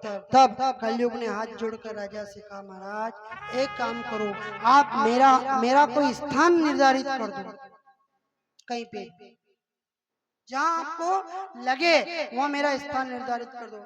राजा ने कहा ठीक है, जुए में बैठ जा, शराब में बैठ जा, पर स्त्री में जो गलत भावना रखे वहां जाके बैठ जा, और बोलो। राजा ने कहा, उस कलयुग ने कहा महाराज ये तो सब अपवित्र है, थोड़ी साफ सुथरी जगह भी दो। कलयुग ने जैसे ही कहा तो कहा कि ठीक है एक काम करो, चोरी, छल और कपट से कमाया हुआ जो सोना हो, उस सोने में तेरा वास हो। कलयुग ने उसी समय कह दिया कि राजा झूठ तो नहीं बोल रहा। क्यों? क्योंकि ये जो मुकुट राजा ने पहना है, ये जरासंध का है, जो भीम ने मार करके युधिष्ठिर को दिया था। ये वही मुकुट है जो आज राजा परीक्षित ने पहना। और राजा जरासंध ने छल कपट से कमाया हुआ सोना था, उसी सोने का ये मुकुट है। कलयुग उसी मुकुट में जाकर के बैठ गया। बोले ये सही जगह है मेरे लिए। परीक्षित ने कहा ठीक है, बैठे रहो। अब गलत व्यक्ति को बिठाओगे, घर में गलत व्यक्ति को लाओगे ना, तो वो सब मामला बिगाड़ देगा। ध्यान रखना। इधर कलयुग उस मुकुट में बैठा राजा एक महात्मा के पास जाके पानी पीने की याचना करी। महात्मा श्रृंगी अपने ध्यान में बैठे थे और इधर राजा ने 2-3 बार कहा। आखिरी में कलयुग माथे पे बैठा था, बुद्धि हर ली राजा की और कहा इतना बड़ा राजा है तो इतना बड़ा है और याचना कर रहा है, इसको तो दंड दे। ये महात्मा चोर और कपटी है, तुझे देखकर आंखें बंद कर ली होगी इसने, इसको दंड दे। क्या गड़बड़ हुई? कहाँ बिठाया? यहाँ बिठाया। बुद्धि हरी। जो राजा महात्मा और ब्राह्मणों का सम्मान करता, आज वही राजा कलयुग के अधीन हो गया। और एक मरा हुआ सांप पड़ा था, वो अपनी बाण से लेकर के उस महात्मा श्रृंगी के गले में डाल दिया और वहां से वो राजा चला गया। और जैसे ही गया, अपना मुकुट उतारा कि राजा की बुद्धि पुनः जागृत हुई और रानी से कहने लगी, देवी बहुत बड़ा अपराध हो गया मुझसे, बहुत बड़ा अपराध। क्या? बोले मैंने एक महात्मा का अपमान कर दिया, उससे मैंने पानी की याचना करी। महात्मा पूजा कर रहा था, ध्यान में बैठा था और मैंने उसका अपमान करके मरा हुआ सांप उसके गले में डाल दिया, मेरे से बड़ा अपराध हुआ। रानी कहने लगी, जो महात्मा और संतों की पूजा करता हो, जो गाय और मंदिर मठालयों की रक्षा करता हो, जिसके घाट पर शेर और बकरी एक साथ पानी पीती हो, ऐसे राजा से कैसे अपराध हो गया महाराज? कैसे हो गया?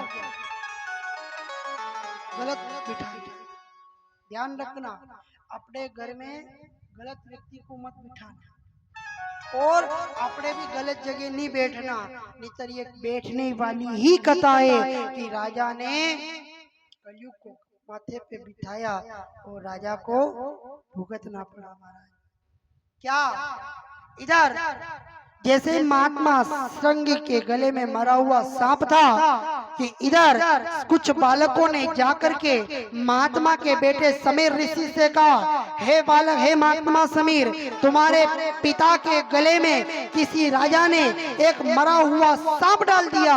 और उसी समय महात्मा समीर ने कौशिक नाम की नदी में से जल को लेकर अपनी अंजलि में 10 दिशाओं को साक्षी मान करके, भगवान सूर्य चंद्र को साक्षी मान करके, महात्मा समीर ऋषि ने उस नदी से भरे हुए जल से श्राप देते हुए कहा कि आज से जिस राजा ने मेरे पिता के गले में मरा हुआ सांप डाला है, आज से ठीक 7 दिन के बाद में उस राजा को तक्षक नाम का नाग कट लेगा और उसकी मृत्यु हो जाएगी महाराज, उसकी मृत्यु हो जाएगी।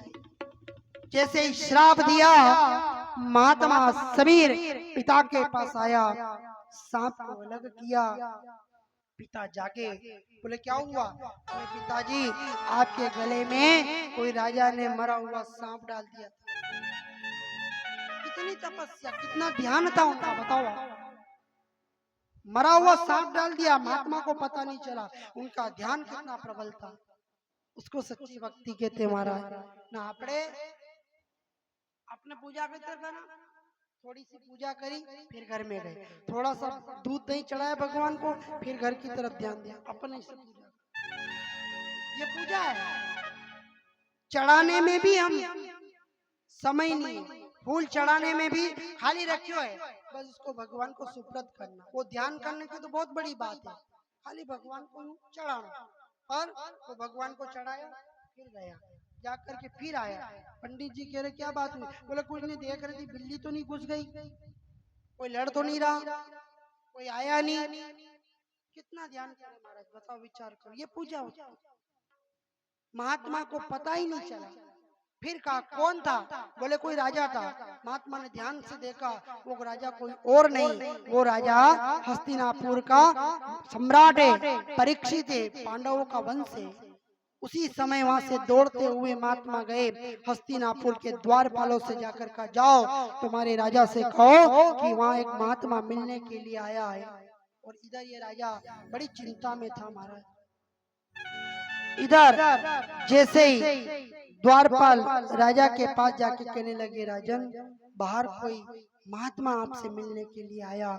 उसी समय राजा ने उतार रखा है, अंग वेश उतार रखे, एक धोती पहनी और पीताम्बर पहन करके राजा रानी दोनों उस ब्राह्मण के पास गए। उस संत के पास जाकर के देखा तो संत कोई नहीं, वही संत है जिस संत का राजा ने अपमान किया था।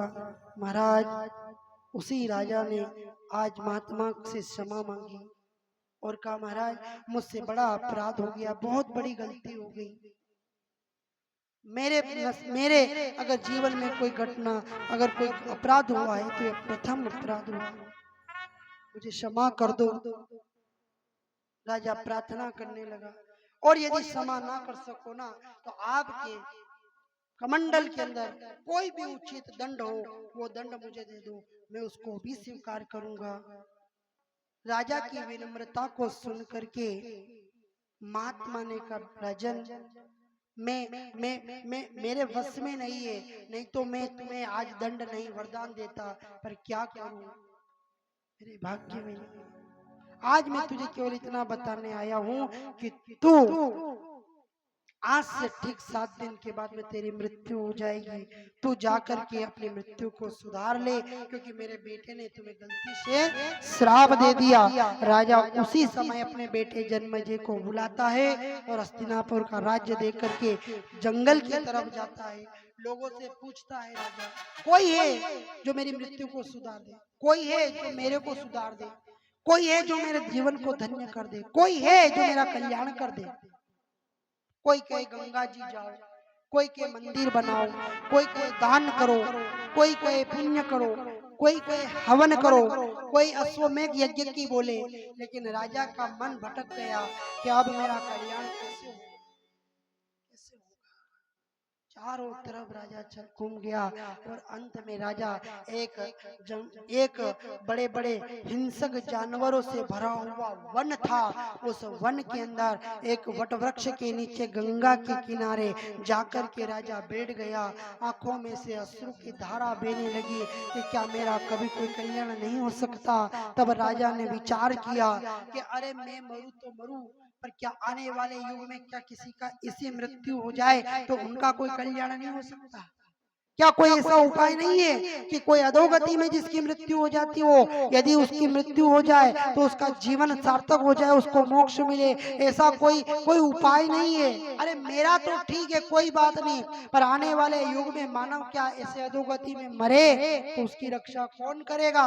उसका क्या उपाय है? राजा ने आंखें बंद करके और जैसे ही अपने मन में सद्भावना के शब्द उत्तरित करे, उसी समय राजा की आंखों से मन पवित्र होते हुए, बुद्धि शुद्ध होते हुए आंखों से अश्रुओं की धारा बहने लगी महाराज। और जैसे ही उस गंगा किनारे वट वृक्ष के नीचे अश्रुओं की धारा बहने लगती है, उस भूमि पर उसी समय कमंडल लिए बागंबर धारण करे हुए निर्वस्त्र होते हुए मानो हजारों तेज आज उस घने वन के अंदर प्रकट हो गए हो। मानो आज हजारों सूर्य उस वन के अंदर राजा के सामने प्रकट हो गए हो। ऐसे 16 वर्ष की आयु वाले महान वैराग्य तपस्वीधारी श्री सदगुरुदेव सुखदेव जी महाराज प्रकट हो गए। महाराज बोले सुखदेव जी महाराज की, सुखदेव भगवान की।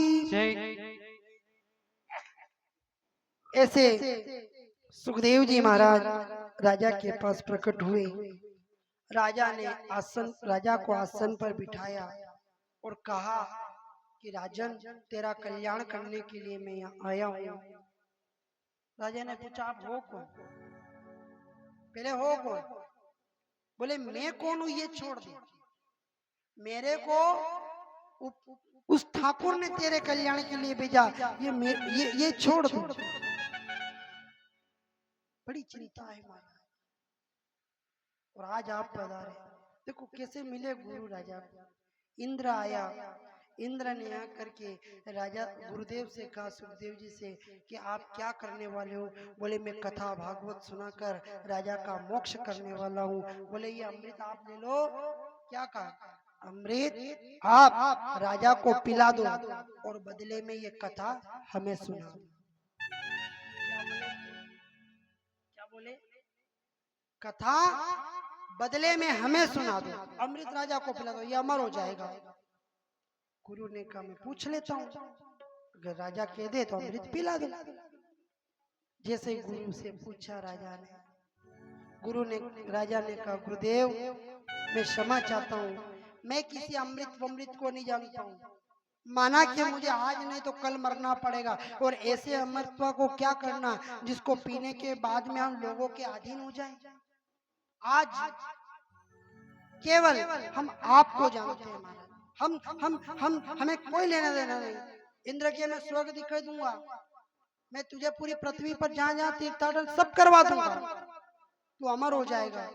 बोले कि अब तो अमर कहाँ है, और कौन से तीर्थ, कौन सा स्वर्ग, कौन सा बैकुंठ? अब तो सच्चा सदगुरु सामने मिल गया, तो फिर अब सारा बैकुंठ और सारा स्वर्ग यही है महाराज। राजा कहता है सारे तीर्थ धाम आपके चरणों में, हे गुरुदेव प्रणाम आपके चरणों में। सारे तीर्थ धाम आपके चरणों में, हे गुरुदेव प्रणाम आपके चरणों में।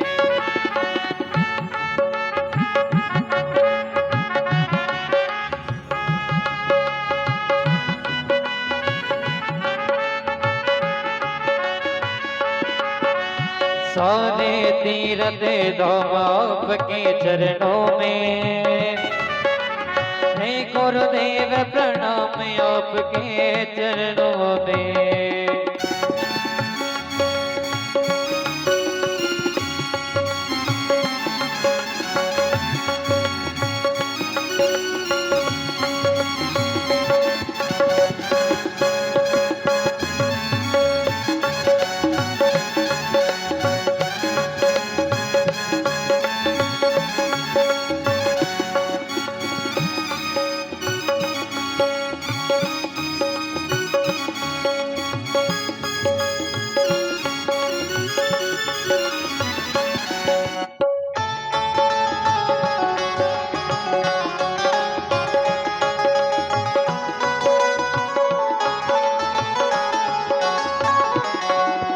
हरदम में गौरी लक्ष्मी और कंठ में शारदा माता, हरदम में माँ गौरी लक्ष्मी और कंठ में शारदा माता।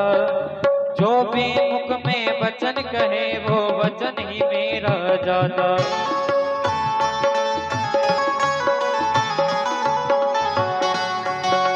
हे गुरु ब्रह्मा हे गुरु विष्णु, हे गुरु ब्रह्मा हे गुरु विष्णु, हे शंकर अभिमानी, दीन दयाल चरणों आके देखे अनुमानी। सारे तीर्थ धाम आपके चरणों में, हे गुरुदेव प्रणाम आपके चरणों में।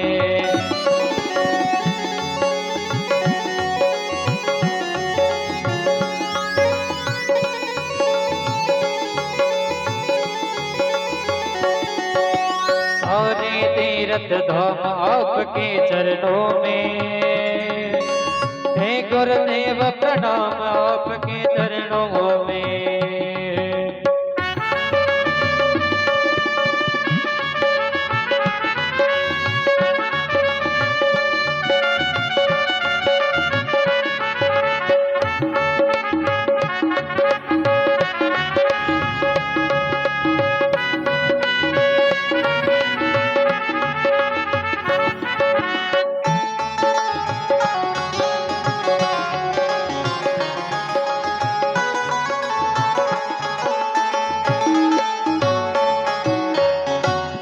बोले सदगुरुदेव भगवान की। जय। गुरु के हवाले कर दिया जी, जैसा चाहो वैसा करो, पर गुरु भी कौन सा हमारा, कौन सा गुरु कैसा होना चाहिए बताओ। हमारे शास्त्रों में 3 प्रकार के गुरु हैं, 3। अब आप निर्णय करना कि 3 प्रकार के गुरु में से कौन सा गुरु। एक गुरु पेट का है, एक गुरु पेट का है, एक गुरु जेब का है और एक गुरु ठेठ का है। अब कौन सा गुरु लेना बताओ।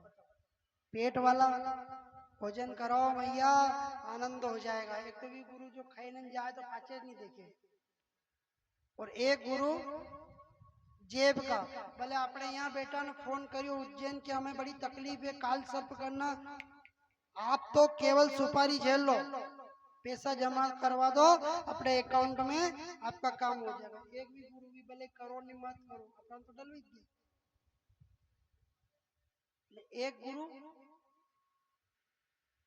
ठेठ का, जो अंत समय में भी आकर के कहेगा घबरा मत, तू ये मंत्र कर, वो गोविंद तुझे लेने के लिए अवश्य आएगा अंत समय में। अब दुनिया में गुरु बहुत बन करके बैठे हैं, बहुत, और इतने गुरु है कि चेलों की भरमार कम पड़ गई महाराज। गुरु इतने, हर घर घर में गुरु निकल रहा है। अब आपको विचार करना कि गुरु कौन सा होना चाहिए। गुरु सुखदेव जैसा हो, गुरु वशिष्ठ जैसा हो, और गुरु मेरे द्वारकाधीश जैसा हो। जो ऐसा गुरु मिला कि जहाँ पर एक बालक युद्ध भूमि के अंदर विचलित होने लग गया, हमारा घबराने लग गया, क्या करूंगा, इनको मारूंगा, इनको, ये मेरे लोग हैं। वो बोल रहा है कि तेरे हैं, पर तेरी पत्नी की इज्जत लूटी इसने, ये जितने भी ये सब पापी है, तुम्हें निपटाने के चक्कर में मारो इनको। वो नहीं माना कि मैं नहीं मारूं। जब धनुष छोड़ दिया, कमान छोड़ दिया, रथ से उतर गया और भगवान की शरण में पड़ा, तब मेरे गोविंद ने कहा कि अब अर्जुन के लिए सखा नहीं, गुरु बनकर के उपदेश दूंगा। ऐसा उपदेश दिया मेरे गोविंद ने कि वो ऐसा गुरु बना कि वहां पर गीता के 700 श्लोक पढ़ा करके उसका उद्धार कर दिया।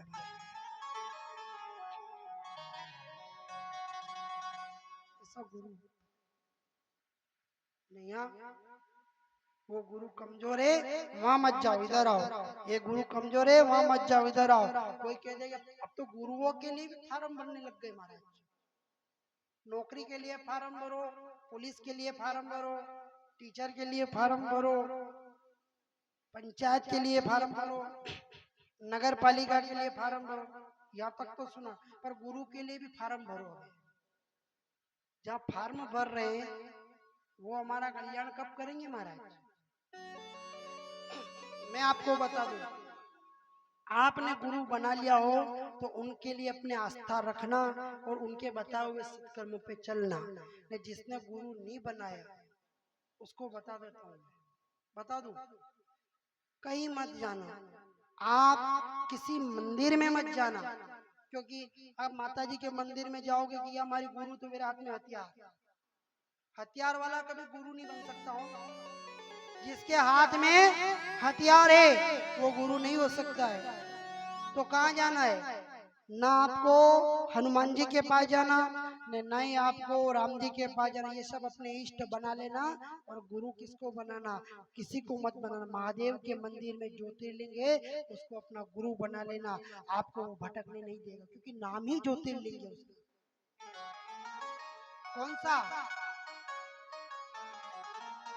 परिभाषा तो समझ में आपको आई होगी कि गु यानी अंधकार, रू यानी कि प्रकाश की ओर ले जाने वाला गुरु।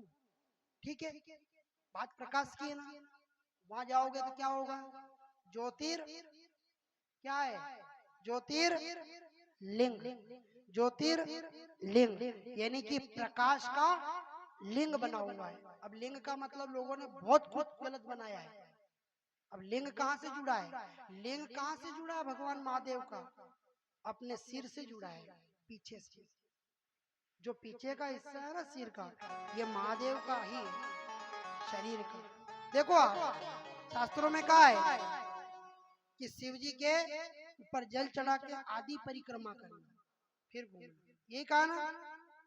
अब इधर भी देखो आप, महादेव को अपना ये सिर, उनका वो ज्योतिर है, और नीचे का अंग ये जो भुजा है ये लिंग है, शरीर का अंग। वहां भी आदि परिक्रमा ले रहे हो, और यहाँ भी ज्योतिर्लिंग की आदि परिक्रमा ली जाती है। सिर को क्या पूरा घुमाया जाएगा क्या? वो तो खाली रोज घूमेगा, फिर आधो यूं घूमेगा, ये आधा हो रहा ना। तो वो ज्योतिर्लिंग है, उससे, उस शिवलिंग से, उस ज्योतिर्लिंग से जब आदि परिक्रमा लेकर के पुनः आते हैं, यानी कि हम अपनी बुद्धि को और अपने गुरु की परिक्रमा लेते हैं, खाली आदि लेवाया। तो आप कहीं मत जाना, महादेव के ज्योतिर्लिंग को जाकर के अपना गुरु बना लेना, और कह देना कि हे प्रभु, मात पिता तुम मेरे, शरण पढ़ूं मैं किसकी। ओ स्वामी शरण पढ़ूं मैं किसकी,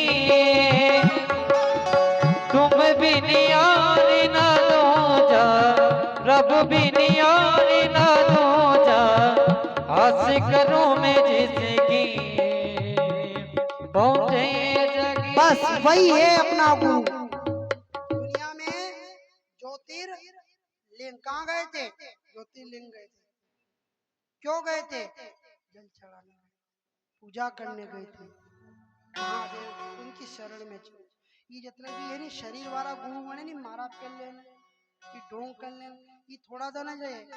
आपके पास पैसा है तो चले, नहीं तो जाओ। बहुत कम मिलेंगे हमको जो इस संसार में गुरु बन करके हमारी हमारी हमारी मार्गदर्शन कर रहे हैं, हमारे जीवन को धन्य कर रही है, बहुत कम मिलेंगे। आज पिछले 1 साल से तो इतनी भरमार आ गई कि पूछो मत। वो कोई कल्याण करने वाले नहीं है, कल्याण हमारा गुरु करे। ने अगर आपको लगे तो आपने वो सबसे बड़ा गुरु है हमारा। राजा परीक्षित ने ठुकरा दिया अमृत, सुखदेव जी ने कहा राजन, मैं तुम जैसे शिष्य से बड़ा प्रसन्न हूँ। तुमने आज अमृत को ठुकराया, मैं तुम्हें आज वो कथा और समृद्धि कराऊंगा जिससे तेरा उद्धार भी होगा, और युग युग तक ये सूर्य और चंद्रमा जब तक रहेंगे तब तक उस कथा का बखान होता रहेगा और लोगों का कल्याण होता रहेगा। मैं तुम्हें वो सुनाऊंगा, तुम मौत से मत घबरा। मृत्यु क्या है? बहुत सुंदर है मृत्यु तुम्हारा, और इतनी सुंदर मृत्यु से घबरा रहा है। तेरे को पता तो चल गया ना कि आज से ठीक 7 दिन बाद मरेगा। लोगों को तो पता ही नहीं है, लोगों को पता ही नहीं है। सोमवार को जन्मे, मंगल को बढ़ावे, बुधवार को स्कूल जाए, गुरुवार को शादी वे, शनिवार को बच्चा वे, न रविवार के दिन मरी जाए। बस इतना खेल है 7 दिन में। क्यों घबराए? लोगों को पता ही नहीं है कि मौत कब आएगी। तेरे को तो मालूम है तेरे पास 7 दिन है, तो चिंता मत कर। राजा ने कहा मौत से नहीं घबरा रहा मैं तो अब आपके शरण में बैठा हूँ। और मौत तो सबको मिलाती है। हमारा जिंदगी बिछड़ देती है पर मौत मिलाती है। कैसे कैसे मिलाए? खाली मृत्यु हुई कि जो नी पहचाने वो भी आकर के बैठ जाता है महाराज। देखो एक मौत, अपन मृत्यु तक की यात्रा करते हैं, ठीक है, उसके बाद कथा में ही प्रवेश करेंगे, पर मृत्यु तक की यात्रा कर ले थोड़ी। जब आदमी मृत्यु पे जाता है क्या छूटता है? उसका बिस्तर, नीचे सोता है। एक दिया लगाते, क्यों लगाते? क्यों लगाते?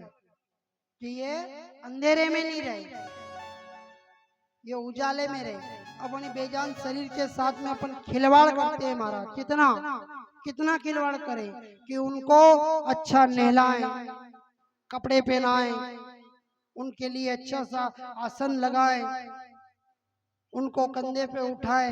जो नी ओर के वी भी आ जाए न नी जाने वो भी पीछे चले, न पीछे चलता चलता उसको भी कंधा दे मारा। जो नी पे जाने और जिंदा वे तो शहर में अगर कोई मर जाए तो नहीं पता चले तो वो अनाउंस करवाते हो ना, कि फलाने साहब के यहाँ से मर गए हैं, वो टेम्पू से घुमाते हैं, तो जो नहीं पहचाने वो भी पहचान लिया कि वो वहां मर गया। तो जिंदा थे तो नहीं पहचाना, मरने के बाद पहचान रहे।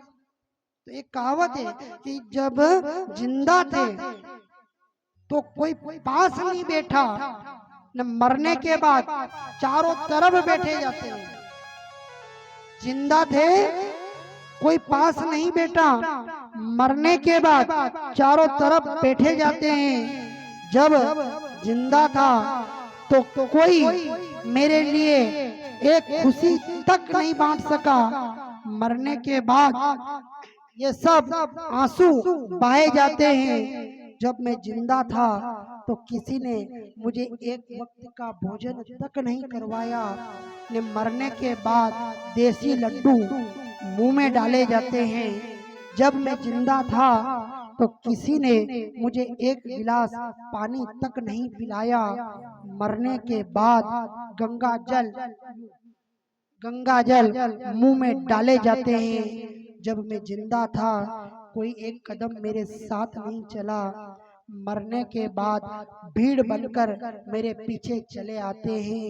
जब मैं जिंदा था तो किसी ने भी मुझे एक वक्त का भोजन नहीं करवाया, मरने के बाद लड्डू बांधकर मुंह में डाले जाते हैं। जिंदा था तो किसी ने मेरे नाम का मुझे दान देने के लिए नहीं दिया, मरने के बाद सब मेरे नाम की मिठाइयाँ खाए जाते हैं। और जब जिंदा था तो किसी ने भी मेरा एक कदम साथ नहीं दिया, मरने के बाद सब चले जाते हैं। जिंदा था तो किसी ने एक रुमाल मुझे भेंट नहीं किया, मरने के बाद साल कपड़े उड़ाए जाते हैं। सबको ये पता है कि ये साल और कपड़े इसके कोई काम का नहीं, फिर भी बेचारे दुनियादारी निभाए जाते हैं। आज पता चला मौत कितनी सुहानी होती, ये तो बेवजह ही जिए जा रहे हैं, बेवजह ही जिए जा रहे हैं। हमारा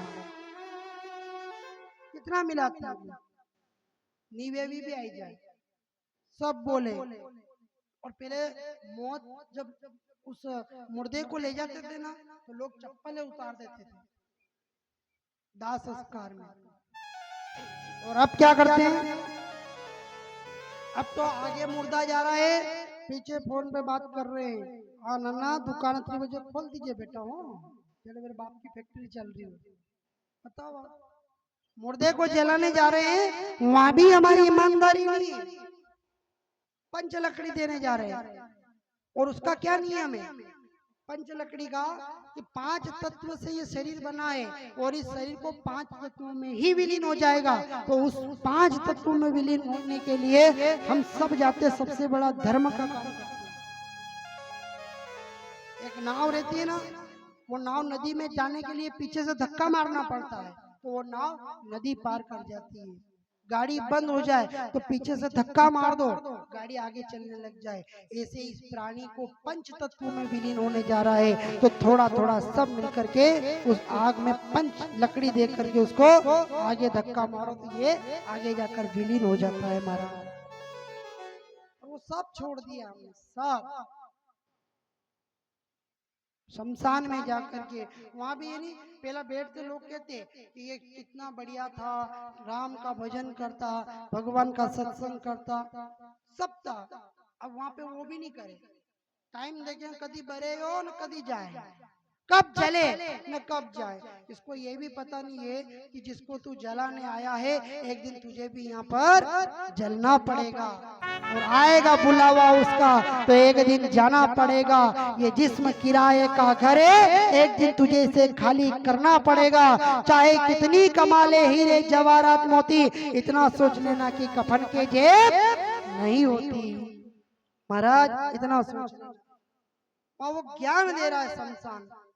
शमशान और सत्संग और संगत 3 जगह ज्ञान प्रकट होता है हमारा, बाकी आपको ज्ञान मिलने वाला। आज सुखदेव जी मुनि राजा परीक्षित को कथा का श्रवण करवाते हैं। हे राजन, मैं तुम्हें आज उस दिव्य कथा का दर्शन करूंगा जिससे मोक्ष की प्राप्ति हो। और ये भागवत ऐसा नहीं है कि शरीर को छोड़ देता है, कि मार ही डालता है, कि मृत्यु को प्राप्त करना ही।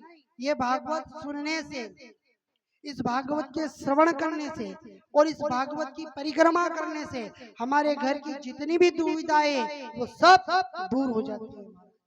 खाली इसको सुन करके, इसको प्रणाम करने से। बताओ भागवत के अंदर है क्या? ये कोई शिव जी की कथा नहीं है, ये कोई राम जी की कथा नहीं है, ये केवल एक कृष्ण की कथा नहीं है। भागवत अच्युतम ब्रह्मांड के नायक की कथा है महाराज। भागवत पुण्य पुरुषोत्तम भगवान पर ब्रह्म परमेश्वर की कथा है,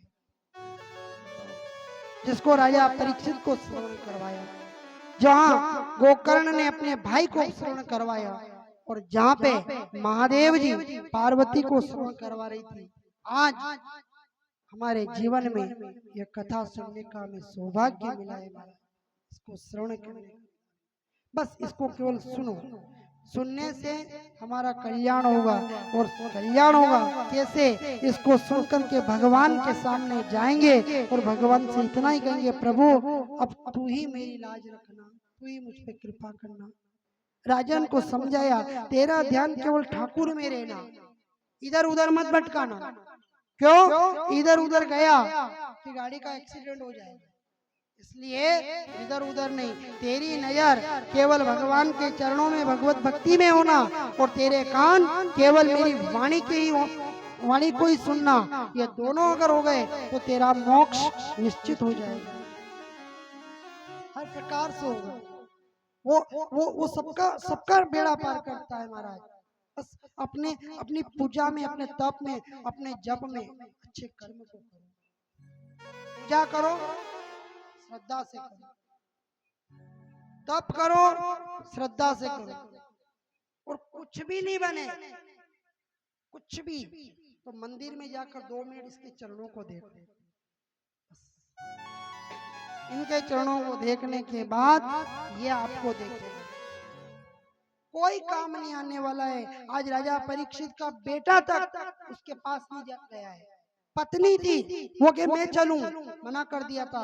मौत अकेले की अकेला ही निपटेगा महाराज, कोई काम नहीं आएगा। काम कौन आएगा?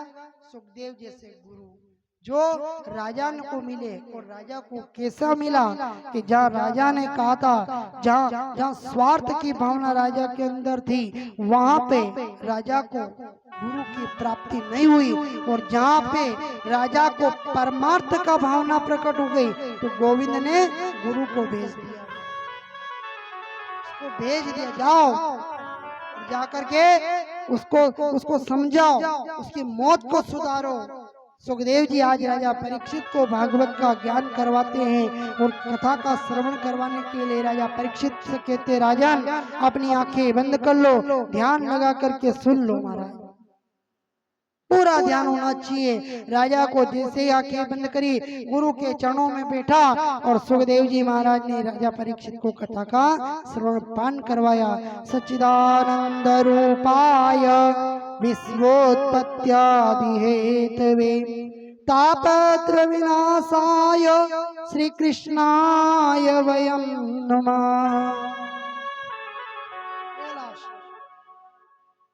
सुखदेव जी राजन, ये सच चित और आनंद की कथा है। ये उस पर ब्रह्मांड के नायक अच्युतम परमेश्वर की कथा है, जो इस सृष्टि का आदि भी है, मध्य भी है और अंत भी है। ये वो कथा है उस पर ब्रह्म की, कि स्वयं सृष्टि की रचना करता है, और उस रचना में वो स्वयं आनंदित होकर हुए पालन करता है, और अंत में इस सृष्टि का विनाश भी कर देता है। ये उस परब्रह्म की कथा है, उस अखंड कोटि ब्रह्मांड के नायक की कथा है। राजा ने कहा ये कथा है, अखंड कोटि ब्रह्मांड नायक की कथा, तो फिर मेरी माँ की कोख में आकर जिस चतुर्भुज रूप धारण करके कोख में बचाया, वो कौन है? अगर आप कह रहे हो ये कथा उसकी है, तो फिर वो कौन था जिसने मेरे माँ की कोख में आकर के मुझे बचाया? उस ब्रह्म तेज से। राजन, वो तेरी माँ की कोख में आकर तेरी रक्षा नहीं करी, उसने तेरे बाप की भी रक्षा करी, उसने तेरे दादाओं की भी रक्षा करी, उसने तेरे दादियों की रक्षा करी, तेरे पूरे खानदान की रक्षा करने वाला वो द्वारकाधीश अच्युतम ब्रह्मांड का एक सर्वोपरि नायक है महाराज, एक ही। वो अलग नहीं है। उसने केवल तेरी रक्षा नहीं करी, सबकी रक्षा की। कैसे? बोले कि मेरे को उनकी कथा सुना। तो कि राजा मोक्ष, ये मोक्ष वोक्ष नहीं, मुझे तो भगवान के उस भगवत चिंतन की कथा सुनाओ। तो सुखदेव जी ने कहा राजन सुन ले, महाभारत का संग्राम हुआ था, उस समय जुए में तेरे दादा हार गए थे बाजिया, द्रौपदी जैसी रानी को घसीट करके लाए और भरी सभा में ला करके जब उसका चीरहरण किया जा रहा था, उस समय उसने आकर के रक्षा करी थी। मैं तुम्हें उसकी कथा सुनाता हूँ। सुखदेव जी राजा परीक्षित को विस्तार से महाभारत की कथा सुनाते हैं महाराज। और महाभारत की कथा में सुखदेव जी सुनाते हैं कि राजन जब युद्ध को जीत करके जब जब कुंती और पांडवों के साथ भगवान विदा लेकर के जाने लगे, उस समय कुंती ने सब ने अपना अपना वरदान मांगा, लेकिन कुंती ने कुछ भी नहीं मांगा। तो भगवान ने कहा देवी तुम भी कुछ मांग लो, मांगने का काम है। कुंती ने कहा क्या मांगू महाराज, सब दिया, और आज तूने सब दिया तो तू मुझसे दूर जा रहा है, कैसे? बोले द्वारकाधीश जब जब जब मेरे ऊपर इतनी पता थी तो तू मेरे पास था, और आज सुख आ गया तो तू दूर जा रहा है। इससे तो अच्छा मुझे ये दुख ही दे दे ताकि तू मेरे पास रहे, तू मेरे पास रहे। भगवान कह रहे कुंती आपको मालूम है क्या? बोले आपको पता है कि आपने कुंवारेपन में जब बालक को जन्म दिया तो अपनी ममता की हत्या करनी पड़ी। क्या ये दुख एक माँ के लिए कम था? भगवान कह रहे हैं कि अरे कुंती आपको पता है कि भरी यौवन अवस्था में आपके पति ने प्राणांत कर दिया और आपको विधवा का रूप धारण करना पड़ा।